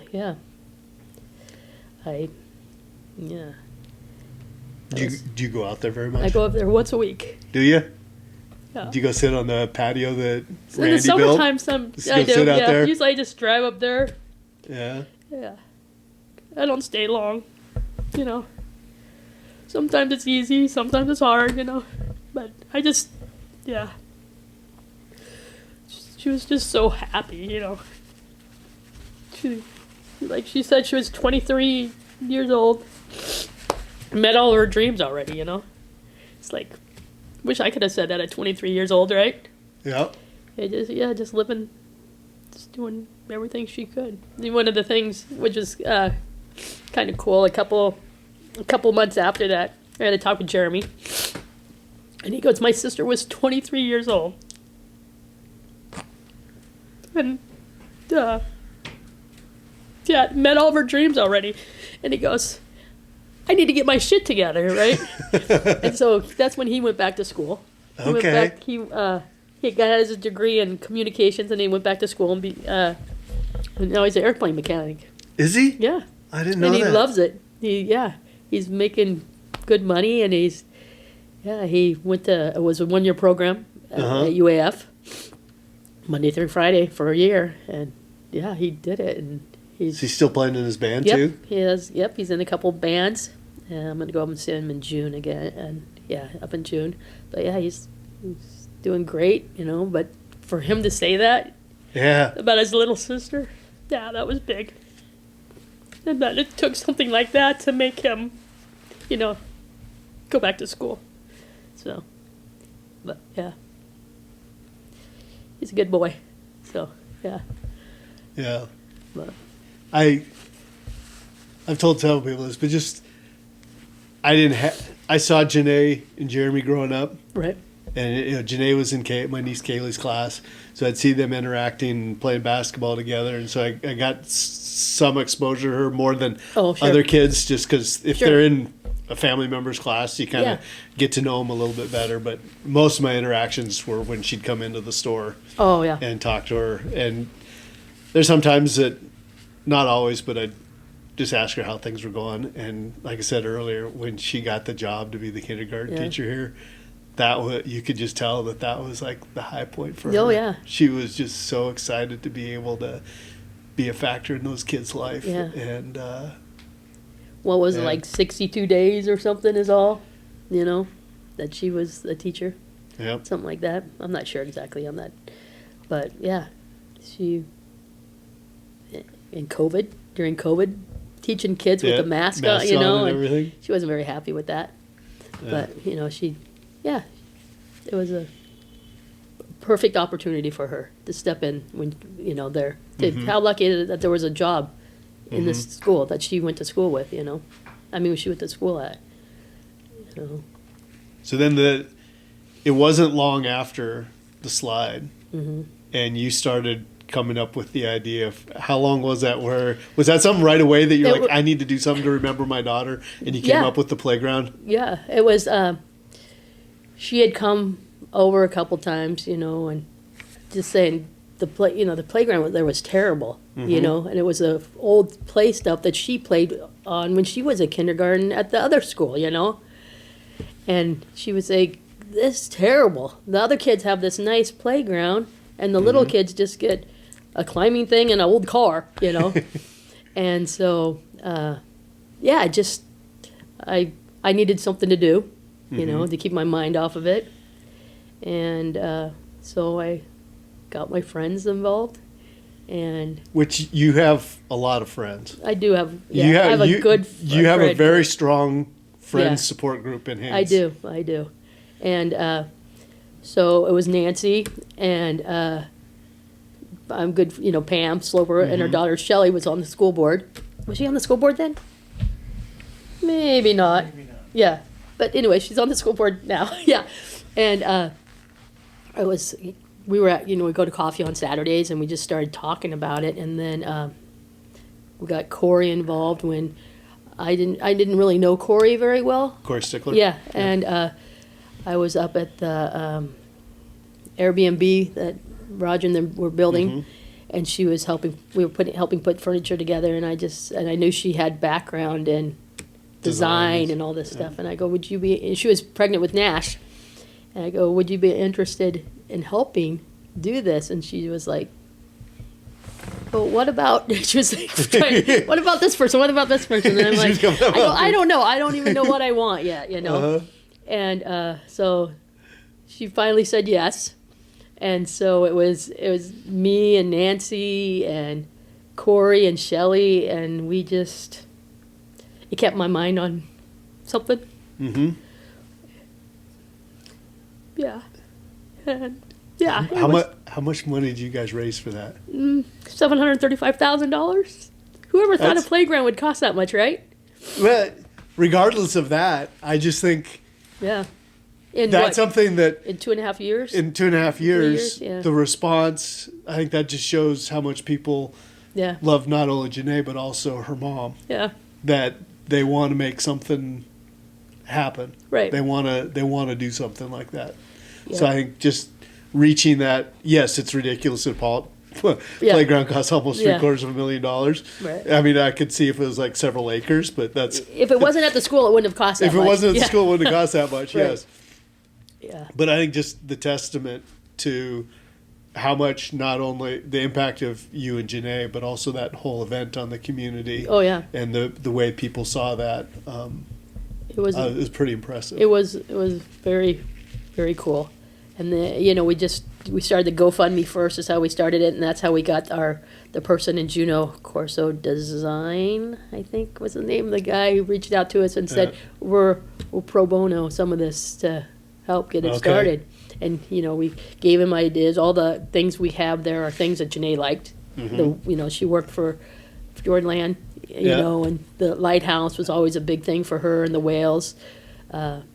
She was always the whale, just outside stuff. She just wanted, always. So we just thought, let's try to see what we can come up with. And yeah, we took a lot of little drawing things, a lot of going online, looking at things to do, and Shelley was a great grant writer. Yeah. She got us some good grants, and just them being there for me during that time.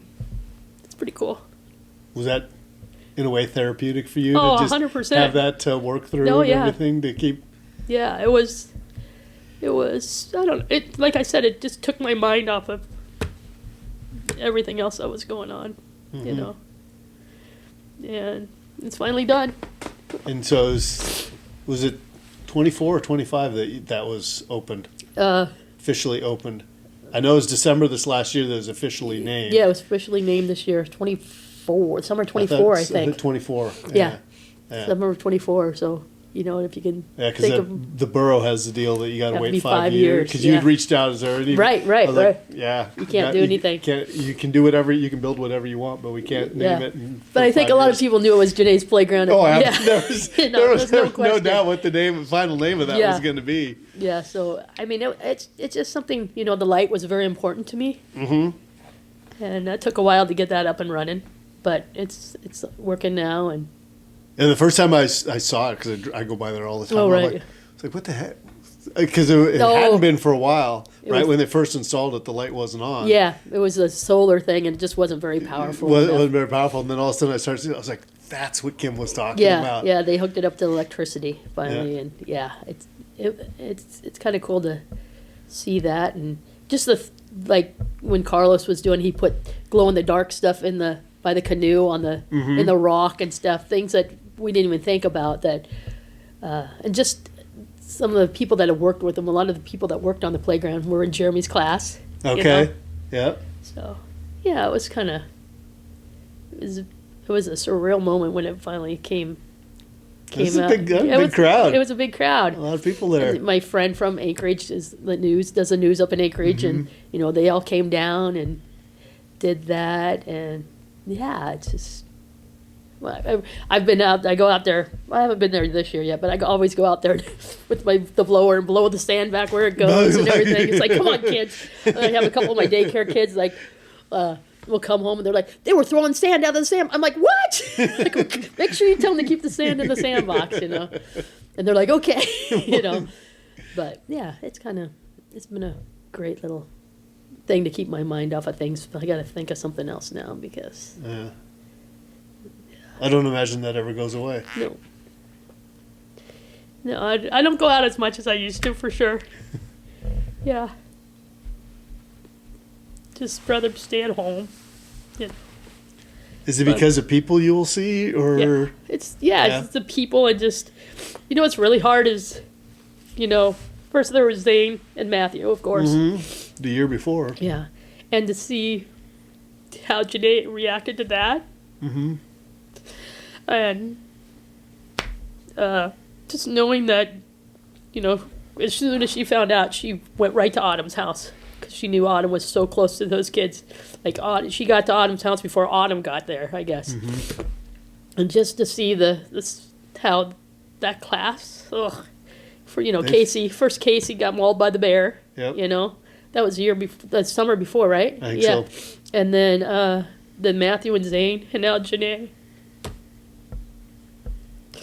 It's a lot to deal with Yeah. for And it's that, the that 10-year young anniversary, age. 10-year reunion this year. It's been 10 years since they It's been graduated. They graduated. That is it. 2016? 2016. Yeah, and just now to see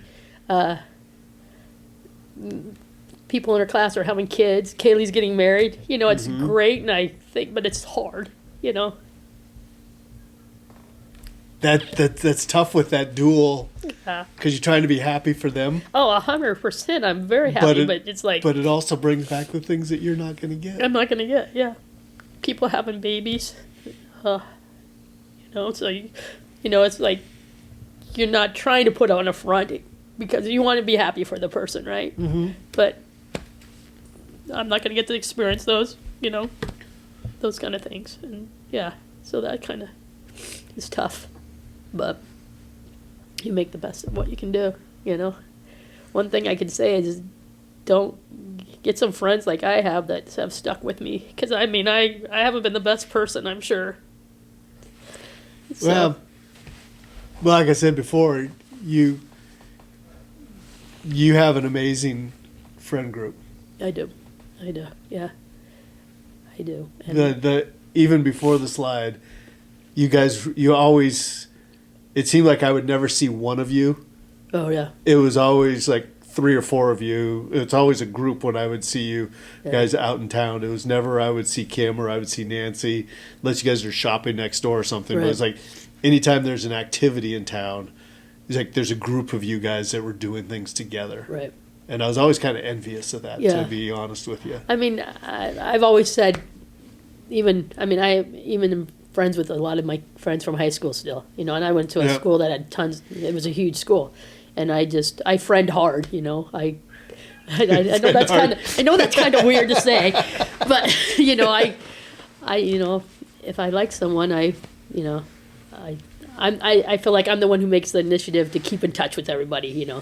Like people are like, "You're still friends?" I'm like, "Yeah," but I'm at the tip. I haven't done anything to piss me off Yeah, yet. So. yeah. But now I'm more of a person that's like, since the Jenae, it's like I don't put in as much effort. I don't feel like with my friends that I used to. Yeah. So I don't think it's ever easy, Well, I was having this conversation with somebody the other day. It was you expect, it sucks, but you expect and you're prepared if you lose your parents or older Right. relatives. But your kids, Yeah. you're supposed to outlive your kids. Yep. Right? Yeah. And I think I don't know the psychology behind it. I don't know this, but I think it does hit hard. They say yeah. you're not supposed to compare grief, all of that, but I think when we lose young people, Yeah. it hits harder. Yeah, especially young, good people, I mean, not that all, And that, you know what I yeah, mean? And I think that was the biggest thing with both David and Jenae is you saw these two young individuals that had Yeah. so much promise, and in a lot of ways reached out to such a broad section of the community Yeah. that They all were always smiling. They were always, smiling. Yeah. They were friends with. I never saw it. Either one of them, they'd be talking to all sorts of people. It was like, what do they have in common? It's like they were Right. friends with everybody, Right. Yeah.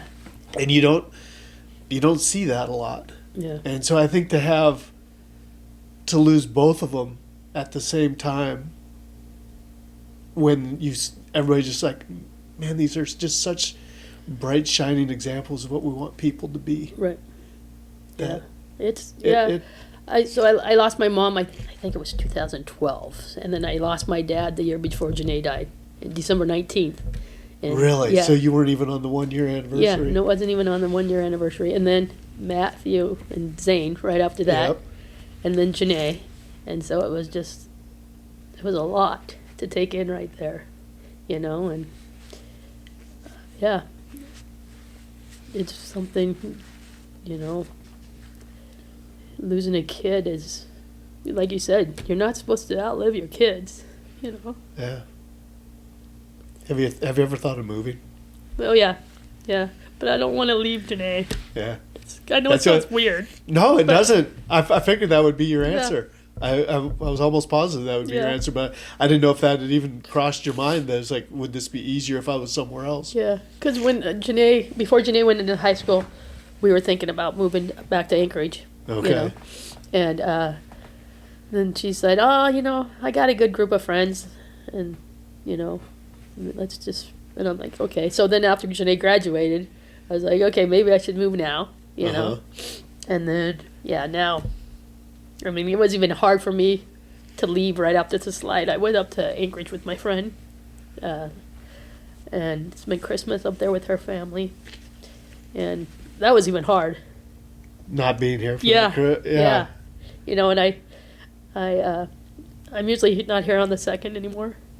Mhm. I usually go to California to see my sister, or up to Anchorage to see my friend. And it's not somewhere I want to be. So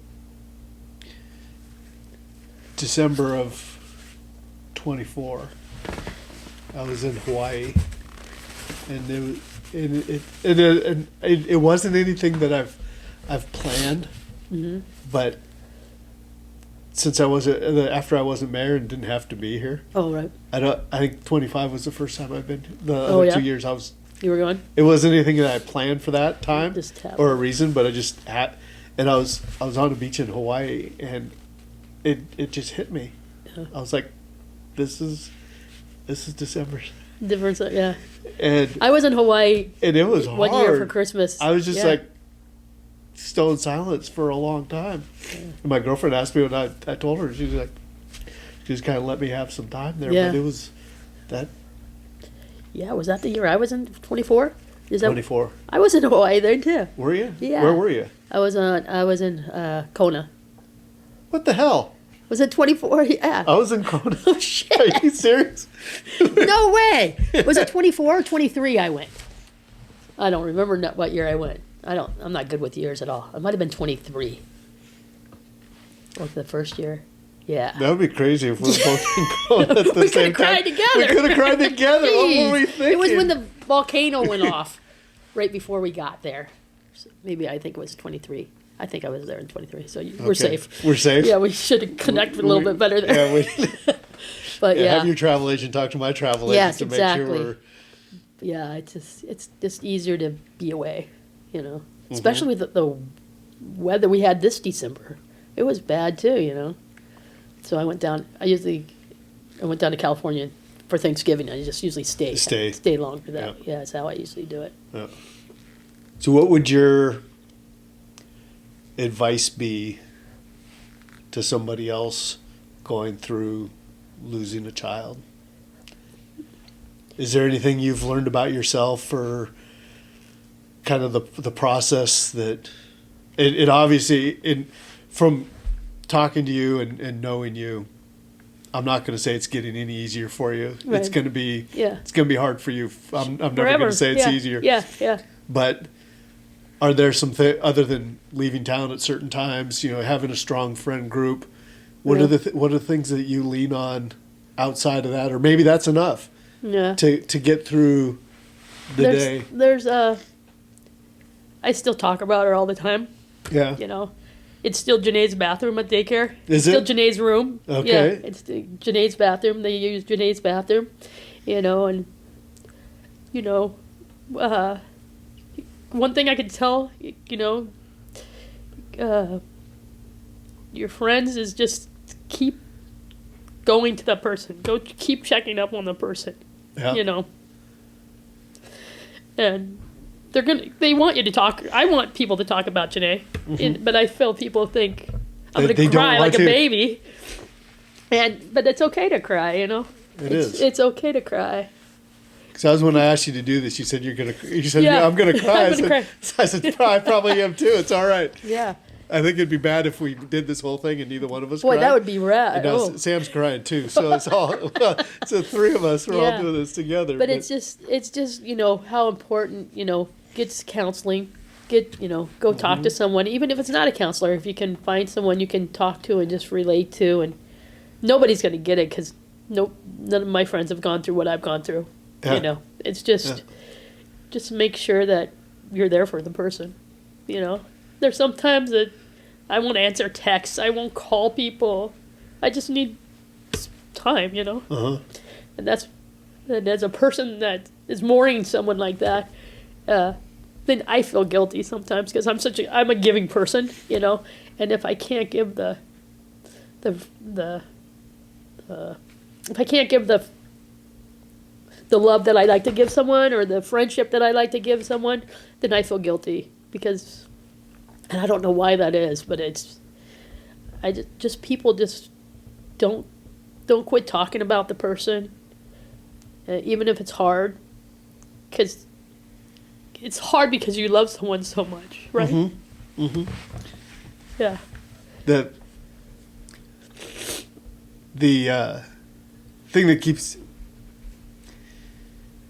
coming back to me, and that some people that hear me talk about stuff, that you always come up with a movie or a song or something to explain things, but the one that hit me about losing somebody is the Toby Keith song about Waylon Tisdale. Yep. Where it's I'm not crying for you, I'm crying for me. Yeah. And it's that thought that we know they're in a better place, but Right. God damn Damn it, it. sucks that we That we they don't had- have them yeah, here with us. exactly. You know, we want to be here. Yeah, I have songs will come on and I'm just like, oh my God, I just bawl, you know? Yeah. I'll be driving down the road and a song will come on. And it's so stupid because they're my songs that I put on my playlist. And it's like, Kim, why? But it's I listen Do to they songs. make you cry when you put them on the playlist? Yes. Too? And you still put them on there? Yes, it's just, when I listen to a song, I really listen to the words. And it's like, Yeah. it's totally different now because I used to not be like that. But I always am trying to see how this song can help me or make me feel better about what's going on or something, you know? Uh-huh. It's just, it's kind of, it's odd. But yeah, I'll put it on my playlist and I'll listen to it. And it's like, sometimes when I go up to pick Nancy up on Saturdays, she's like, "What's wrong?" 'Cause you know, and it's like, It's like, let me back up a couple it's a songs bad- and you'll it's a understand. bad song, you know, and just things like that. But I've learned that it's okay to cry. You know, it's nothing that's not going to make you cry. You know, even just like going to basketball games and stuff now, it's hard. Yeah. You know. And when that "Don't Stop Believing" song comes on, that's not on my playlist. I would not think that would be on there. That is not on my. Yeah. Even like a couple months ago, I was in Hauser's and it played. Uh-huh. I got out of there so fast, but you know, just things like they come up that. Yeah. I didn't even think about that because that was their song. That was the song, Matthew and Jenae. Matthew and Jenae. Yeah. Yeah. So that's kind of. I never listened to that song all the way through, even when you're. On Don't go Instagram. to a Husky football game. Oh, do they stop? Do they play that?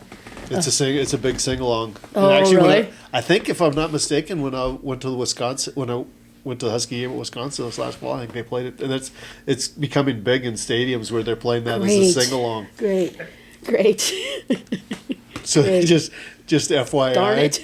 I'm gonna ask the playlist before I Can go to the games. Can I get the playlist Can I before get I a come to playlist the before I game? This get could in? be.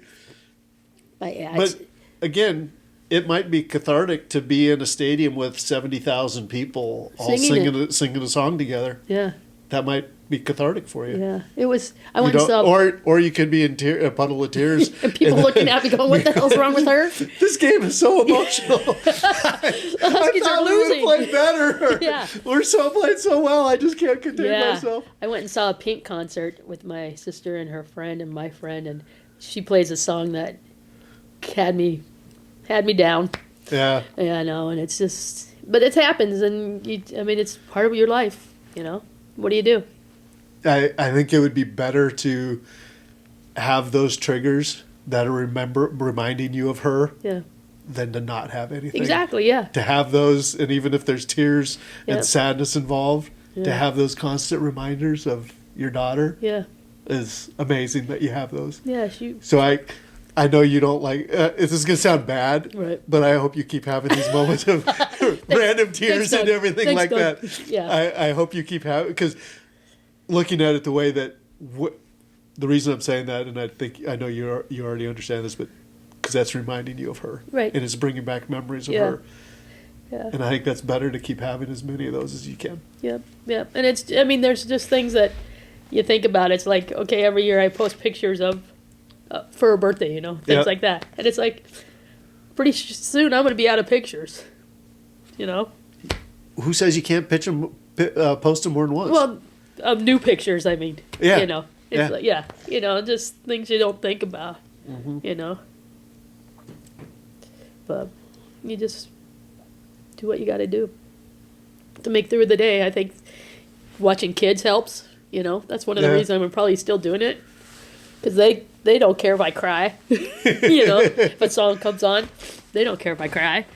You know, and just their minds, they don't know what's going on. I've had, you know, some of the kids will bring up Jenae, you know, and they're like, "Oh, she died in a landslide," you know, and Yeah. not that I told them, No. but just they they remember. know. They've heard.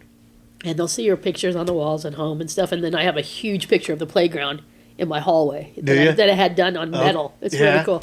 And they're like, "That's Jenae's playground," you know, and just, and then the state, I got what's it called? from the state. No proclamation. Yeah, I got a proclamation from the state, which was pretty cool about the playground and childcare. Mm-hmm. And yeah, it's kind of cool. So I have a little wall, and I had who was it? Lexi and Melissa and Corey went to public market down in Juneau a couple of years ago, and they got me something, and it's on a plate. It's a blue plate, and it looks like it's stars all over it. And there's a girl and her dog sitting there on the plate, and cool. And they're like, "We thought of you," and yeah. it's like, oh my god, it looks blonde hair just like Jenae, and it's it's pretty cool. Yeah. So, but yeah, that's my story. And I'm sticking to it. Sticking to it. Yeah, but it's gonna be okay. Yeah. Nighttime, it's terrible, because it's quiet, But just do the best you can do, and just have a good support system, And if you know someone, reach out to them, I think it's a hard thing for a lot of people. I know it is for me to reach out. to reach out to people. Yeah, because you don't know what to say, right? Exactly. Yeah, and you don't need to say anything. Show up and watch a show with them. Yeah. Just someone who's there. Just I remember Natalie Benassi came over. She had just lost Mario. Yeah. When we were at the place, and she said, Jenae wouldn't want you to be sad. She'd want you to live your life. Mm-hmm. And it's true. It's not working very well. But, You're still living your life. Yeah, I'm still living my life. But, it's just things like that, Someone that has gone through what I'm going through. And, it's kind of in contact with a lot of Jenae's friends still, which is nice. That to check in on her birthdays and things like that, to see how I'm doing. Yeah.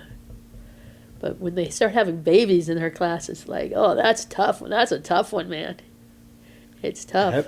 Have you had any of them reserve a spot for their kid? No, not yet. No. Is that going to be? Yeah, that'll be different. Different. Yeah, but it's kind of cool that I could do it for them. It's like just starting the whole process over again with kids' kids. But Have you had any kids of kids yet?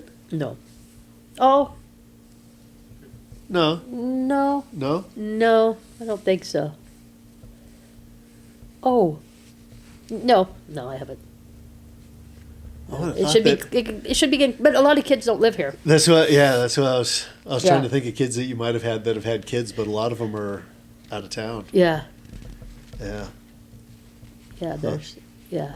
So no, it'll be if I'm still doing it then. So We'll see. that's something I've got on you. What? I am taking care of kids of kids Oh, at the store. you are? Because Sarah's kids, we Yeah. took care of them, and now we got Tyler's Tyler's and kids Dylan's are kids on over my there. list now. So yeah, I know. Yeah. You need to make a home. 'Cause- Yep, they're on the list. but- Yeah. And it's so much easier when they turn 30 months. yeah. Because then you can have 5 Okay. over than 30 months. So Yep. yeah, so that's true. Yeah. So I'm ahead of you on daycare for kids of kids. Kids, if you are Yeah. I never. lucky you. As anybody that knows me knows, my role is extremely limited. Oh, All I do is I spend time with them when they're in a good mood. there you go. Perfect. When they start having bad times, they go back to mom and dad. Yep. They need diaper change, they go back to Yep. It's like that's not That's my not your du- that's not your my duty. responsibility. If they're in a Nope. good mood and they want to hang out with uncle, Yep. bring them to me. Yep. As soon as things start going sideways, Yep. Take here them you back. go. Yeah. See, so I would never be able to run a daycare Yeah. because I'd be calling you need to come get your kid. Oh yeah. This isn't working for us right now. Can we change this up? I've never had to turn any kids down. I've never had to say, "Oh, I can't do this kid anymore." Yeah. Yeah. But Well, I think it just shows the impact that you have. Yeah. You know, they've got that consistency over Consistency the is years so important. that they know what the rules are. That Yeah. and like you said before, they're watching the older kids that have been there. This is the way things are done, Yep. and so it's just kind of comes across that that's what's expected. Right. Yeah. I mean, it's if someone could get involved in it and run it as a business instead of you're just a babysitter. Mm-hmm. It's. I'm doing it as a single. I can't say a single parent anymore. I Yeah. guess I still can. Yeah, you still can. But yeah, I've made a good living in doing it, and I'm, But think about it. So I'm with them more than teachers are, right? yeah, I work 48 to 50 hours a week. yeah, It's it's a lot, it's a lot. and it's year round. That time between 1 and 3 when they're sleeping is mighty good. It's mighty good. 2-hour naps. Yeah, 2-hour naps. Yeah, but decompress. Decompress. Yeah. I mean, because think about it. These parents are leaving the most important thing in their life with you. Yeah. For 9 hours a day. Yeah. And so they've got to trust you. They've got to, you got to build. I have built relationships with all my parents. But yeah. Well, I know over the time that you've been doing this that it was fairly quickly that you had developed a reputation that you were doing a great job Yeah. with the kids, and, which and always have, helps. and have maintained that Yeah. throughout. Yeah. Just like, how do we clone you to get another one Right. in town to take some of that burden? Yeah. And I don't think the city should get involved unless we have the money to get involved. And I don't think. What did you think of Assemblymember Smith's donation? What did I think of it? Yeah. I think he should have done some research before he gave him $10,000. Oh. If you want to know the truth. Yeah. Playpens, $1,500. Why would you get playpens for $1,500? Cribs. Yeah. You can get them at Pack and Plays for $99 at Amazon. Until you really know what you're doing, why spend that much money? Yeah. So I was like, great, good for him. I don't think it was appropriate that he did it in the middle of an assembly meeting, though. Yeah. Yeah, but if if they want to get money to them, check their books. All I say is just check and see how they're running their business before giving them money. Because I think that's important. Yep. Having the word preschool on the end of something and a nonprofit doesn't mean. I don't know. I don't want to. I don't want to get into that really. Nope, that's fine. Open 3 days a week. Yep. I'm going to talk a little bit more about it. Open 3 days a week. And, it's not a thing for the community. It's not working for the community. And what started it all was when the preschool started not having kids. It's when Head Start started taking more kids for free. Okay. And so that took away from the people having to pay at the preschool. At preschool? Right. Okay. And that's what really set up this whole thing. Kind of changed the dynamics of where everything was going. Yeah. So when they've been having some of these meetings about how to fix I think the mayor of the borough has been coordinating some meetings on how to fix. Have they invited you to those meetings? Well, not at first they didn't, which Yeah. was kind of odd. But I've been to one. I've been Okay. to one. The other one they have during the day, and it's like Yeah. they're like, "You want to come?" And I'm like, Yeah, "I that's have kinda, 8 kids here at 2:00." Can I bring the kid? Can I bring the kids? Yeah. So Or and do you guys want to come to my house? right, and I mean, a lot of the cities are giving childcare people money to help run. Juneau does it. I'm on the board with it's called Childhood Collective in Juneau, which used to be AUIC. I'm on their board, and they're in charge of running the money from the state and to pay the providers. And I think it's great if the city has the money. It's a great way to keep your costs down. But if we don't have the money, I don't think they should help. You may give them a loan or maybe something, but I don't think that's.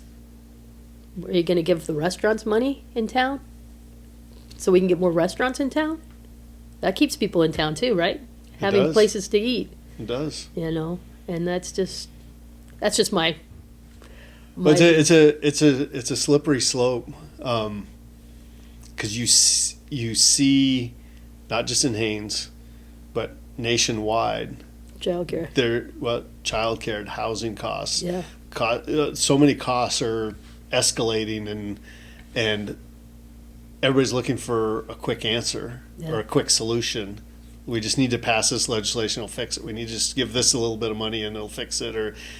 And I think all of them are, the systems need a much deeper dive. It's not just fix one thing. Right. I think it's been building over several decades of changes in how we operate as a society, changes in monetary policy, a lot of different things build up, and then all of a sudden you've got this cascading effect coming out after it. But everybody, we always just want you want a quick fix. It's why when you see the infomercials on TV that if you get this tool, you're going to be in the best shape of your life. It's like, and it comes and it's like this big. It comes in these little things,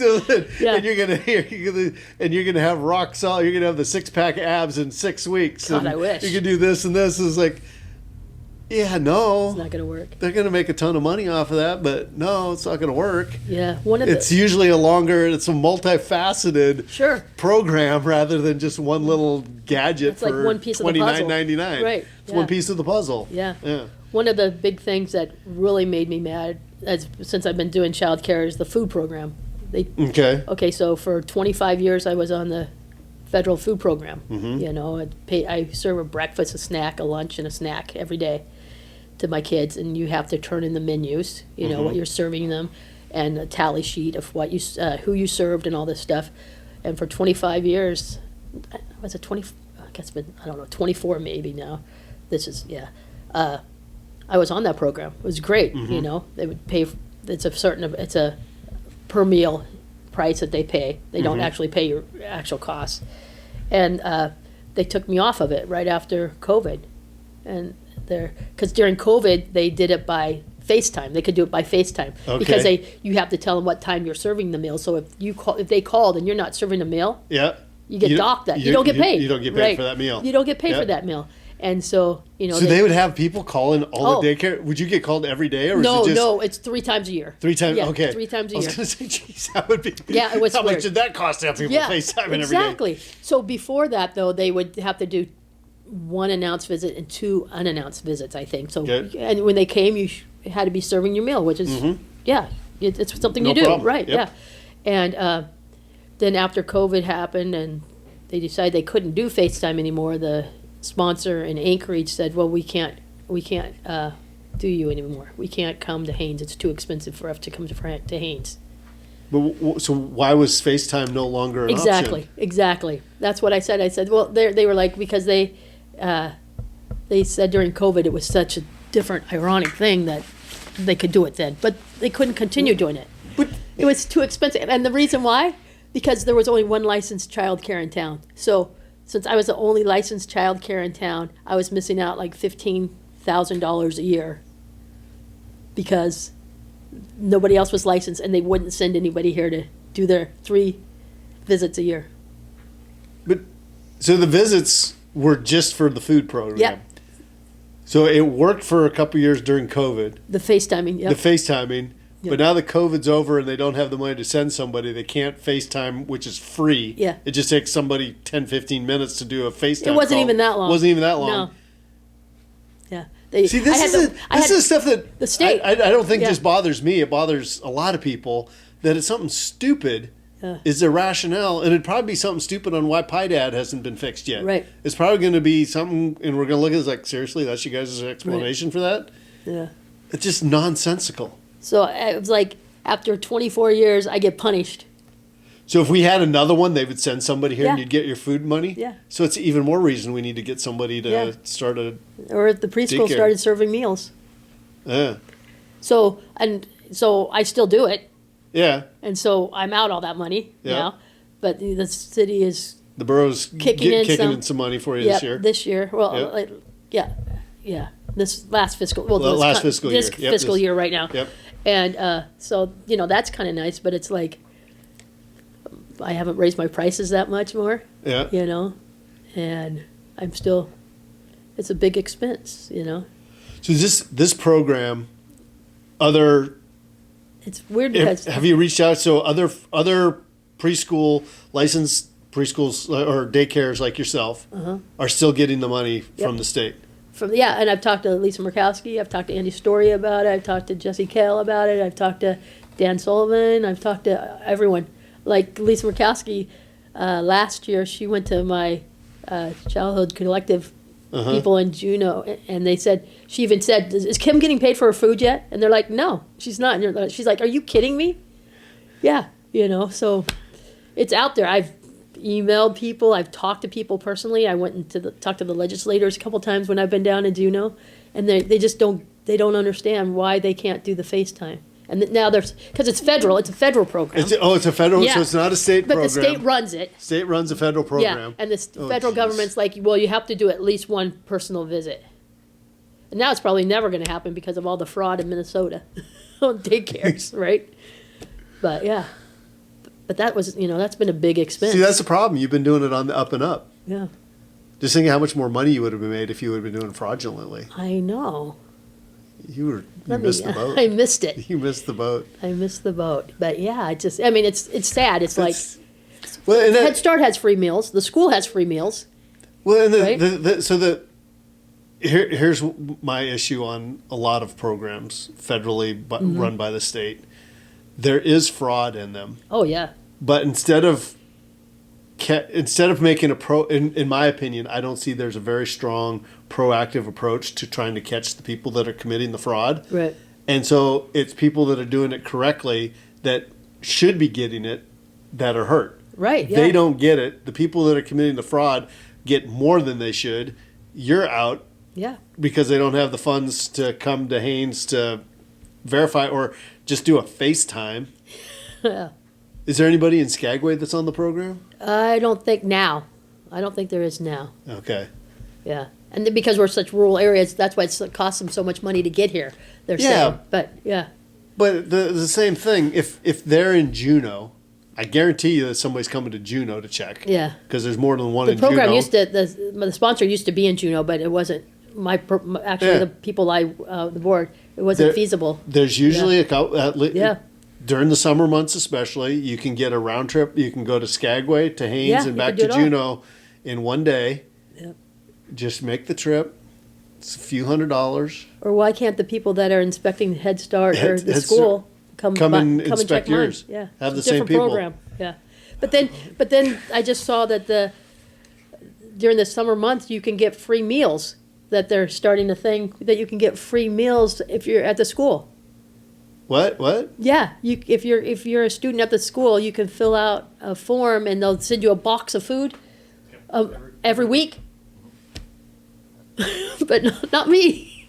That's feeding 8 kids a day. Yeah. Another thing that pisses me off: Pie Dad Road food program. And you should be pissed about both. Yeah. I agree with you. So I was pissed about Pie Dad. I didn't know about the food program, Yeah. but now I'm pissed off with you. Yeah, it's like I wish I had a kid there just to get the meals. Yeah. You know. Maybe my parents should bring me their meals they get. They should give me. I'd have all these boxes of food, But yeah, it's kind of it doesn't make sense. Things that don't make sense that you've done for 25 years, whatever it is, and they just take it away. You're like punished because you're the only one. Yeah. But and that contradicts everything, because if you're the last person standing, you would think that they would want to help to make sure you're Exactly. successful going forward. Yeah. So because I'm assuming the people that run these programs have seen that this is an issue Oh nationwide. yeah. That, I mean, hello, why wouldn't you be going out of your way to Support the person. support the Yeah. programs that are Yeah. out there before they go away, and then you got an even bigger problem. Right. They're just compounding the issue by being stupid. Yep. Things that make you go, I got your back. Yeah. Yeah, we'll Figure it out. We'll rant and rave together. They wrote a letter. I mean, what's it called? Resolution Yeah. from the assembly. For the Yeah. food program to get our rep to do something. Yeah. We'll see what happens. I don't want to be the one in Haines to get money from the borough. I don't, because I've done it for so long without needing money from the borough, right? Yeah. But things like that, that was a state thing that I'm getting punished for, I think the borough did a good job stepping in, you know what Yeah. I mean? But I don't want, if the borough starts giving money to childcare providers, I don't want people to go, well, Kim's getting some of our tax dollars. And you know, that's, if there's more licensed people in town, I would be okay with it. But being the Yeah. only one, I'm like, I don't think it's right, you know? But I think I didn't have a problem with them helping you with that based on the situation. And the 13 letters, all my parents from way back, Ashley wrote one, Lily wrote one, you know. Just the fact that this is a program that it doesn't make sense why you're not getting it. Right. And At all. to kind of help carry through while we can continue to fight the battle of Right. why is this happening? Give us a legit, and if they can come up with a legitimate excuse other than it costs too much money to go to Haines, Right. when we've just listed like 4 or 5 different alternatives on yeah. how they could do this. Like the people that are already coming here and even if it's a different program, Right, yeah. they should be certified. If they can judge whether the other food programs are adequate, Yeah. how hard is it for them to judge if your food program is adequate and your feed? They should be able to look. It's like, yeah, all the kids are getting fed, and this Yeah. is the food that they're getting. Yep, that matches what's on the sheet. Yep. I think I could confirm that for them. Yeah. Come on I over. probably could. I don't have the right credentials, well, but they I want could. someone wants to start a nonprofit in town just so they can do it. And it's like, we don't need any more nonprofits. We don't need any in more town. nonprofits. We don't need another nonprofit, you know. I had Diane Sly. Do you remember her? I recognize the name. Yeah, she's passed now, but she actually came and would come and do it. Okay. And Kim Phillips did it one time. They just got under the people in Juneau, and they just paid her, you know, which is fine. Why can't they keep having Kim come do it? She's Yeah, still in town. She's still here. Yeah, but it's not out of Juneau anymore. It's It's, not out of in- Anchorage. You know, Shouldn't make any difference. it shouldn't. Yeah, it's. I mean, I feed them good meals too. We need to rattle some cages. Yeah. Yeah, but what do you do? Yeah. You start. Just you keep keep watching kids. Just keep plugging along. Yeah, every day. So. There's a lot of ships out there that you can't turn quickly. It takes a No. long time to turn them around. They can't get to my house because of Pie Dad Road. Can't- Yeah, they can't come inspect the food program because of Pie Dad Road. But yeah, I don't know. I've been involved with government enough to know that it does not always move at the speed it needs to move. Yeah. For a lot of it, there's a reason for that. You don't want them to move on certain things. You Yeah. don't want them to move too hastily because you want the public to be involved and things like that. Is a But- dog moving fast enough for you? Sorry. Yeah, But something like Yeah. this, yeah, there should be a quick fix for that. Exactly. That should not take that much. yeah. Especially To get- because of the need of childcare in the U.S. Exactly. Yeah, yeah. I mean, there's. Yeah, Oh, yeah. And I have reasonable rates. You know, it's just I don't know. One thing that was when I paid off my house is when they stopped taking away the food program. they got in with the banks. And Yeah, you and got it's like, extra oh, they got cash out. extra. And She I'm like, got no, that money. was my retirement money. I wanted to start putting more in my retirement, and it's She's like, got extra cash yeah, now. yeah, because I think I raised my rates $50. Yeah. You can't buy. $50 an hour. Yeah, I wish $50 a month. A month. Yeah, you know, so it just we'll see. Yeah. We'll see what happens, but yeah, Keep pounding on the doors. Hopefully, eventually, keep they'll writing letters. Figure out a way to. I don't like writing letters. change but, yeah, but maybe the legislation will do something, and Yeah. they all know. Everybody Well, knows. well, you're hitting all the people that can Right. make something happen. That's what I Just thought. keep reminding them. Yeah, I even had my parents writing Lisa Murkowski and all those people Mm-hmm. just to, but because my parents are like, we don't want you to close, you know, we don't want you to close down, you know. We Are want they you- worried you're going to move in with them and Yeah, they're going to have to take care of you? You don't have a job up Exactly. Yeah, that's probably it. here? You need to keep her busy up there. Yeah, it just doesn't make sense. I don't know. There's things that you can't control, so Yeah. you just let them slide away. Let them slide away. Yeah, it's weird because since Jenae, I've let a lot more things slide away. Is that? It's weird that. Well, I don't think it is weird. Yeah. I think that's natural that Yeah. certain things probably don't have the same importance that they did before. That Exactly.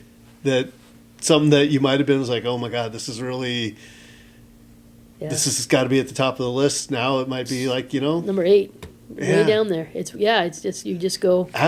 do you notice there's a lot of things that kind of reprioritized in your things that, life? Yeah, oh yeah. That- Things that really would piss me off before, I could care less anymore. Yeah. Yeah. You just whatever. I've had some people that haven't reached out and stuff like that, and I'm just like, I don't have time, Yeah. So, but, and it's like, what do you do? It's like, you have a whole different way of seeing things now. Like you said, their things aren't as important, but. Yeah. What are the things that are there things that bring you joy now? Traveling, Yeah. getting out of town. Yeah, that's pretty cool. I take off a lot more time than I used to. Mm-hmm. Yeah, but I'm like, okay, if someone had a job for 27 years, wouldn't you take off? You could get more paid hours off anyway, right? More weeks off a year, That's the way I see it. I'm talking to a private business owner. You're talking to somebody that has a really hard time Yeah. taking time off. Yeah. It's not that I can't. Right. It's just that I don't know what I would Yeah. do. Yeah, that's my thing now. I like to. Where do I go? Yeah. I don't know. Yeah. Like I went down to Arizona just for 3 weeks, 3.5 weeks, just the other day, a couple months ago, and just to, it's good to get out. I like doing that. I haven't found a lot of joy though. I based on the conversation, Yeah. I think there's still a lot of grieving and a lot of Oh, sorrow yeah. there. But I didn't know if there's just like random things that The playground was joy, the 'cause playground would be joy. It kept my I brain think, going. your time with your friends. Yeah. I think could probably bring you some joy. I didn't know if Yeah. there's just like random things that you're just like brings a big smile to your face if you not uncover much. something with Jenae that's a really great memory that makes Oh. you really Yeah. smile, or when Jeremy's doing something and Seeing Jeremy happy has been great. yeah. He's really in a good spot right now. Because he wasn't in a good spot either. So, but yeah. Yeah, because that could be tough for him, as losing his younger sister too. Yeah. Yeah. And Jenae and I really bonded because after I got divorced, and Jeremy was already off at school, right? So it was just me and Jenae, Okay. And so that was a big, Yeah. it was just us at home. Uh-huh. And so we really bonded there. That was some good bonding years. So like Jeremy was only child for a while because of the 7 years difference. Mm-hmm. And then Jenae had her time after he left. And so yeah. But yeah. It's kind of, sometimes I just like shake my head going, what? It's still not clicks all the time, that it happened. And it's almost 6 years, right? Yeah. Yeah. Sometimes it's just, yeah. I don't know. I think I'm not a trained professional, Kim. Yeah. But Thank God. I'm guessing that's normal. Yeah. I think It's got to that's- be normal. I think it's Yeah. I think that's the way it is. It was just October that I lost Dad, and there's still times that I'll be going up to the house and want to turn right to because a lot of times he'd be laying in the bedroom or something, or he'd be working on puzzles in the back room, and I'd like catch myself trying to go to one of those rooms Yeah. because it's still gonna be there. Routine. It's Yeah. just a routine. Yep. Yeah. It's, yeah. Yep. Grief is a weird thing, It is. And it's, it's even losing my mom and my dad was so different than when I lost Jenae, Yeah. Yep. But it's not that I don't love them anymore, or any less than I did Jenae. But like you said before, losing a kid, it's just, it's not supposed to happen, Well, that was one of the when Cesare and Kelly would come talk to us at the EOC. They were circling. Them and Riley were at the public safety building pretty much that whole week. Right. And they'd come and check in and give us little breaks and tips Right. and stuff. And one of them, and I think it's one that they helped type up and we put on Facebook about comparison of grief. Yeah. That, if I remember correctly, what they're telling us is you have one mother that lost 3 kids, and another mother just loses 1.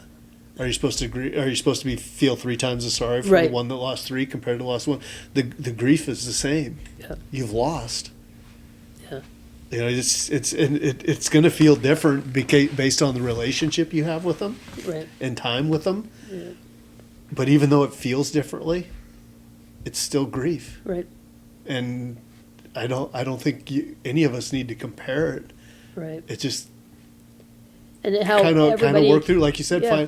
find people that you can talk to about it. Yeah. Find people you can get a hug or Just- just spend time Yeah. and reminisce about those people. Right. Yeah. Have those fun stories. Yeah. That's the story. Yeah. And just I have a couple videos of Jenae actually talking. And it's Oh, do ya? Yeah. It's pretty cool. Just to hear her voice and stuff. I still have all of her messages on my phone. Yeah. Yeah. Yeah. And every time I get a new phone, I'm like, don't erase my text messages, Yeah, make sure I need all those. those- I need all all of those need to single- come yeah, over. I need all Yep. those text messages come off. And then my last text to her was, get the hell off that mountain. Was it? Yeah. Yeah. So, but, yeah. What do you do? Day by day, as they say. Some days it's 2 days forward, and then Yeah. 3 days back, But I cried a lot. Yeah, I don't know. But any more questions? What are you going to do when you retire? Oh gosh, Is that kind of I don't know. I think you alluded it to earlier that maybe one of the reasons you're still doing the child care is because it gives you something, gives you a purpose. It Yeah, helps exactly. you deal. It helps you deal with this. But is there going to come? Do you I'm see sure a time there will. coming that you're just like, yeah, this is proving very beneficial for me to have this outlet and to be taking care of these kids and to Right. be providing the service to families. That maybe that comes to an end and you just need to do something else. And have Well, you what thought I- about that? I have friends that send me a thing. Oh, exit strategy. Exit- Some of them are really funny, and some of them are like, oh, that'd be kind of cool. Yeah, But yeah, I don't know, and I think that's why I'm still doing it. still doing it. Yeah, because it's making me a good living, and it helps having. I think it helps with having the kids there. Some days And it's tough, but Yeah. I think it's just a way to see, like when Jenae was that age. Yeah. It just helps that way. So Well, keep doing it as long as you can. yeah. If it makes you a good living and it gives you some therapy at the same time, Yeah, and I can get out whenever I need to, yeah, yeah. So I'll just keep doing it. Well, I know a lot of people are very happy that you are. The ones that you're able to get into Are your very- daycare yeah. are very happy. Are more with- happy than the other ones. The other ones might Yeah. not be as happy with you that Right. can't get their kids into you, but hopefully we can figure out a way to get somebody else to step up to the plate and Yeah, start taking some kids as well. And yeah, because everybody, Do the same. when they ask me, what made you do it? And it's like, I just didn't want Jenae in a mobile home. Yeah. That's the only reason I did it. when my mom and I were talking, I have a hard time in mobile homes. Yeah. Because of that, right after our fire at our house, we stayed in Jones's travel trailer, and the Oh, rain okay. on the roof sounded like fire. Oh, It sounded, okay. the bouncing off of it, and ever since then, anytime I'm in a travel trailer, mobile home, something like that, and it's raining, and I hear that, I'm very unsettled and anxious. It's not a comfortable thing for me. Yeah. So Yeah, there's nothing against them. It just No, it just not at makes all. Yeah. it just makes me feel very uncomfortable, and I Yeah, that's Don't same with enjoy me. it. It was just my friend was in a fire, yep. and it's and And it's it's weird how crazy. things like That was when I was in yeah, third grade. Yeah, I was young too when that that was happened. 47 years ago. Yeah, and it's still- 48 years ago, and it still freaks me out when it's Yeah. still something in the back of my mind that So I've never had a camper. I've never had a trail. I've never had anything like that. I've never had a desire to, and I think it goes back to that. Yeah. It's crazy how those Little things like that form when we're young stick with us for so long. Yeah. I used to have a thing that I hate backing up because we had a boat, Yeah. and backing the boat down the ramp was always such a stressful situation for me. With Were you having some coaches? yeah, That might were have been that were not being very didn't kind. realize that I back trailers for a living. Oh, Yeah. okay, yeah, And yeah, so I still backing up. yeah. Still is in my head, you know. I don't, well, why do I have to back a trailer down, right? It should be in my head more than it is. When this is bad, but it just came to mind. When I was in high school, I think junior, senior, probably junior year, my dad had bought this big flatbed truck from Harold Horton, I think, and stake truck, and we were using it for all sorts of different things. And it must have been my senior year because I'd sold my pickup, so that's the truck that I was driving around town and okay. stuff. I'd drive it to school, and Ralph would come over to visit Sarah, and DeWitt's house with the big porch on the front and off the side. So Ralph a lot of times would park up behind there, and usually that's where we would back up.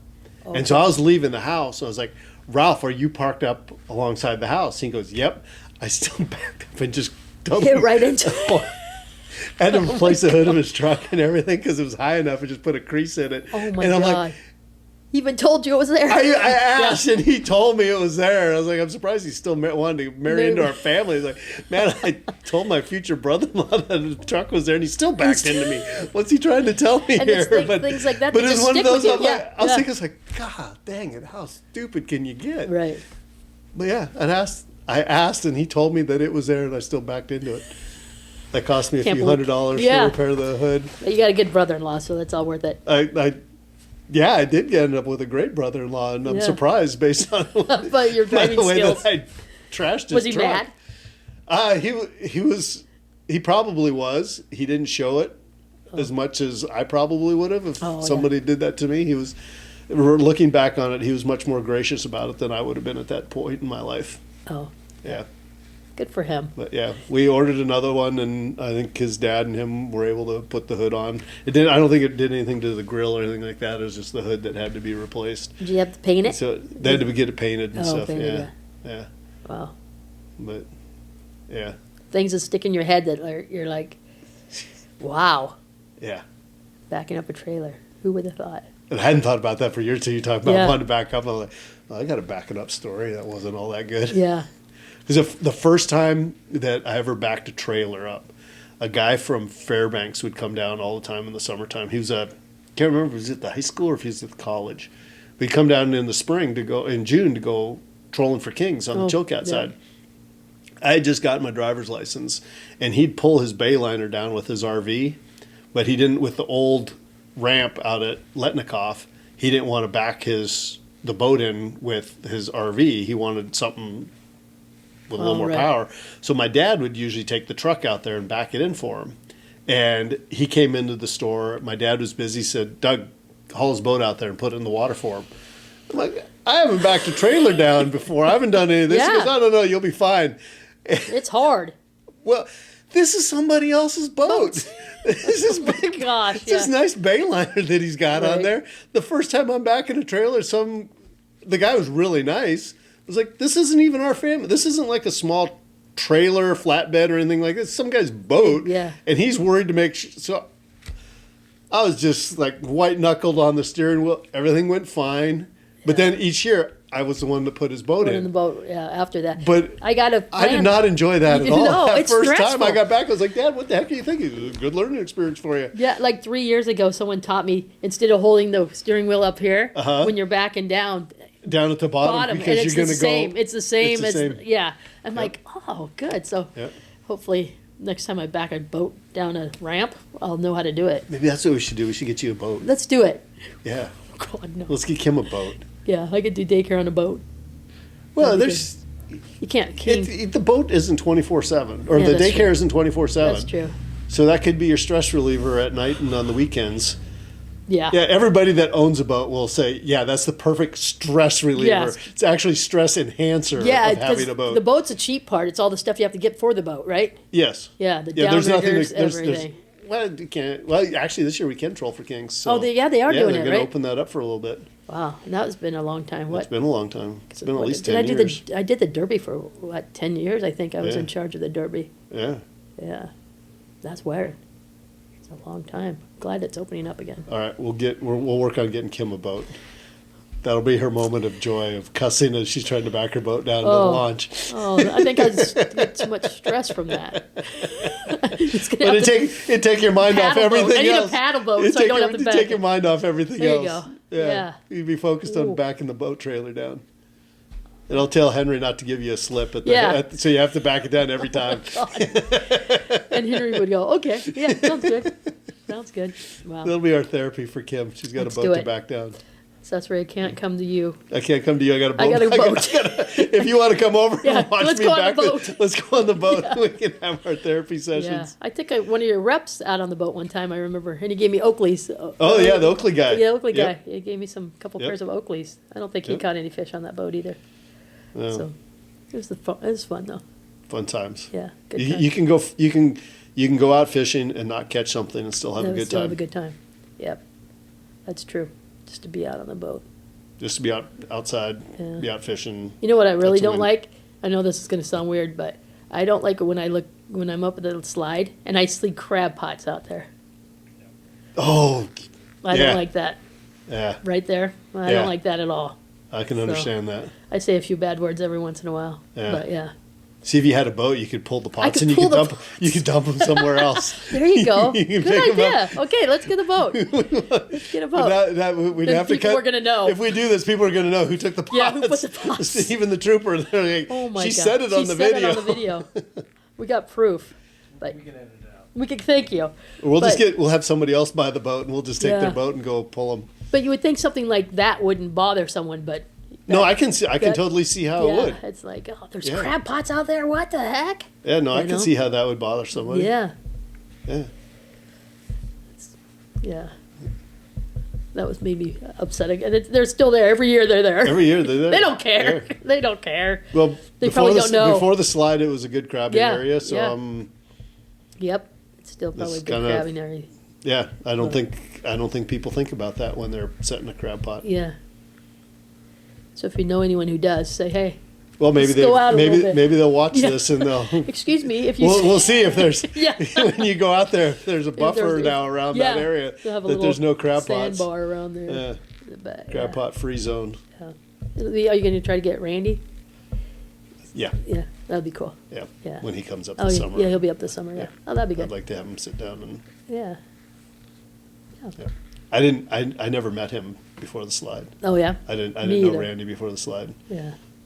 Met him after we were actually just taking a break at the from the OC and just went outside the assembly chambers there, and he was walking by, and he had an Old Roots Market Center sweatshirt on. You're like, I was whoa. like, wow, nice sweatshirt. And then he introduced himself, and yeah, and then he sent me the last picture he had of David, which was and he had been talking to him earlier that day, and Right, yeah. Old Roots Market Center because he would work for us that Oh, summer. right, yeah. So he had a sweatshirt on in his picture, and it was the last picture he'd gotten from Oh yeah. David. Oh, that's cool. So, Yeah, the first time I met him was he came in with my family on the ferry. Oh, on the ferry? Yeah, that's the Okay. first time we met Yeah. at the ferry terminal. Yeah. It was the first time I met him. Him and David's friend yeah. was with him. Yeah. So, but yeah, it was yeah. Yeah, I reach out to Randy a few times a year, and we always connect when he's here. Oh, yeah. Usually go out and sit on the Oh yeah. deck there with him and kind of just Look out there. look out at the space and just be in the space. Yeah. It's cool that he's built that little deck out Yep. there and the fire pit. And everything. Yeah. Like I think I've been here 1 year. Was it 1 year or 2 years? And then we go and set the fire. We have a fire on the second out there, and we let off the lanterns. We've done Okay, that a couple yep, times. yep. We did that huge lantern thing, 6 months after the slide happened. Mhm. That was pretty cool. Yep. But yeah, yeah. I always try to do one on her birthday or something. So keep it going. You know, she loved to do them. We almost caught my aunt and uncle's house the trees on fire in Kansas because I guess they're legal in Kansas. It's so well, dry. that could be why. Yeah, and I caught a tree on fire there, so that was. But yeah, that's kind of a fun thing a memory that I try to keep doing. So, yeah. Well, Anything else? I think I'm good. You're good? Yeah, I'm good. Well, I appreciate you joining us, Oh, yeah, Kim. thank you. And sharing everything. Yeah. And I hope people out there that might be going through grief or trauma or something can learn a little something from you. And I won't charge them. you won't charge them? It's Okay. free. It's free. It's Free all advice. free? Yeah, if they need some Well, advice. I'm not a professional at anything. Yeah. So I can't charge them any. So anything and you get what you pay for. Exactly. Yeah. You If get it's what you bad, pay for. You didn't pay anything you didn't have for to it. pay anything You didn't for have it. to pay anything for it. It's Yeah. free. So it's all good. But yeah. But no, I think the way that you've handled everything since the slide has just been with such grace and dignity and strength that I've just been really impressed with Thank you. the way that you've carried on. And I know, like I said, I know you got a lot of people behind you, but just because you have a lot of people behind you, you got to have a lot of that personal strength yourself. Yeah. And even before that, and especially just what you give to the community in so many ways over the years with your volunteer stuff and taking care of the kids. And we're lucky to have you in Haines. So Oh, thank you.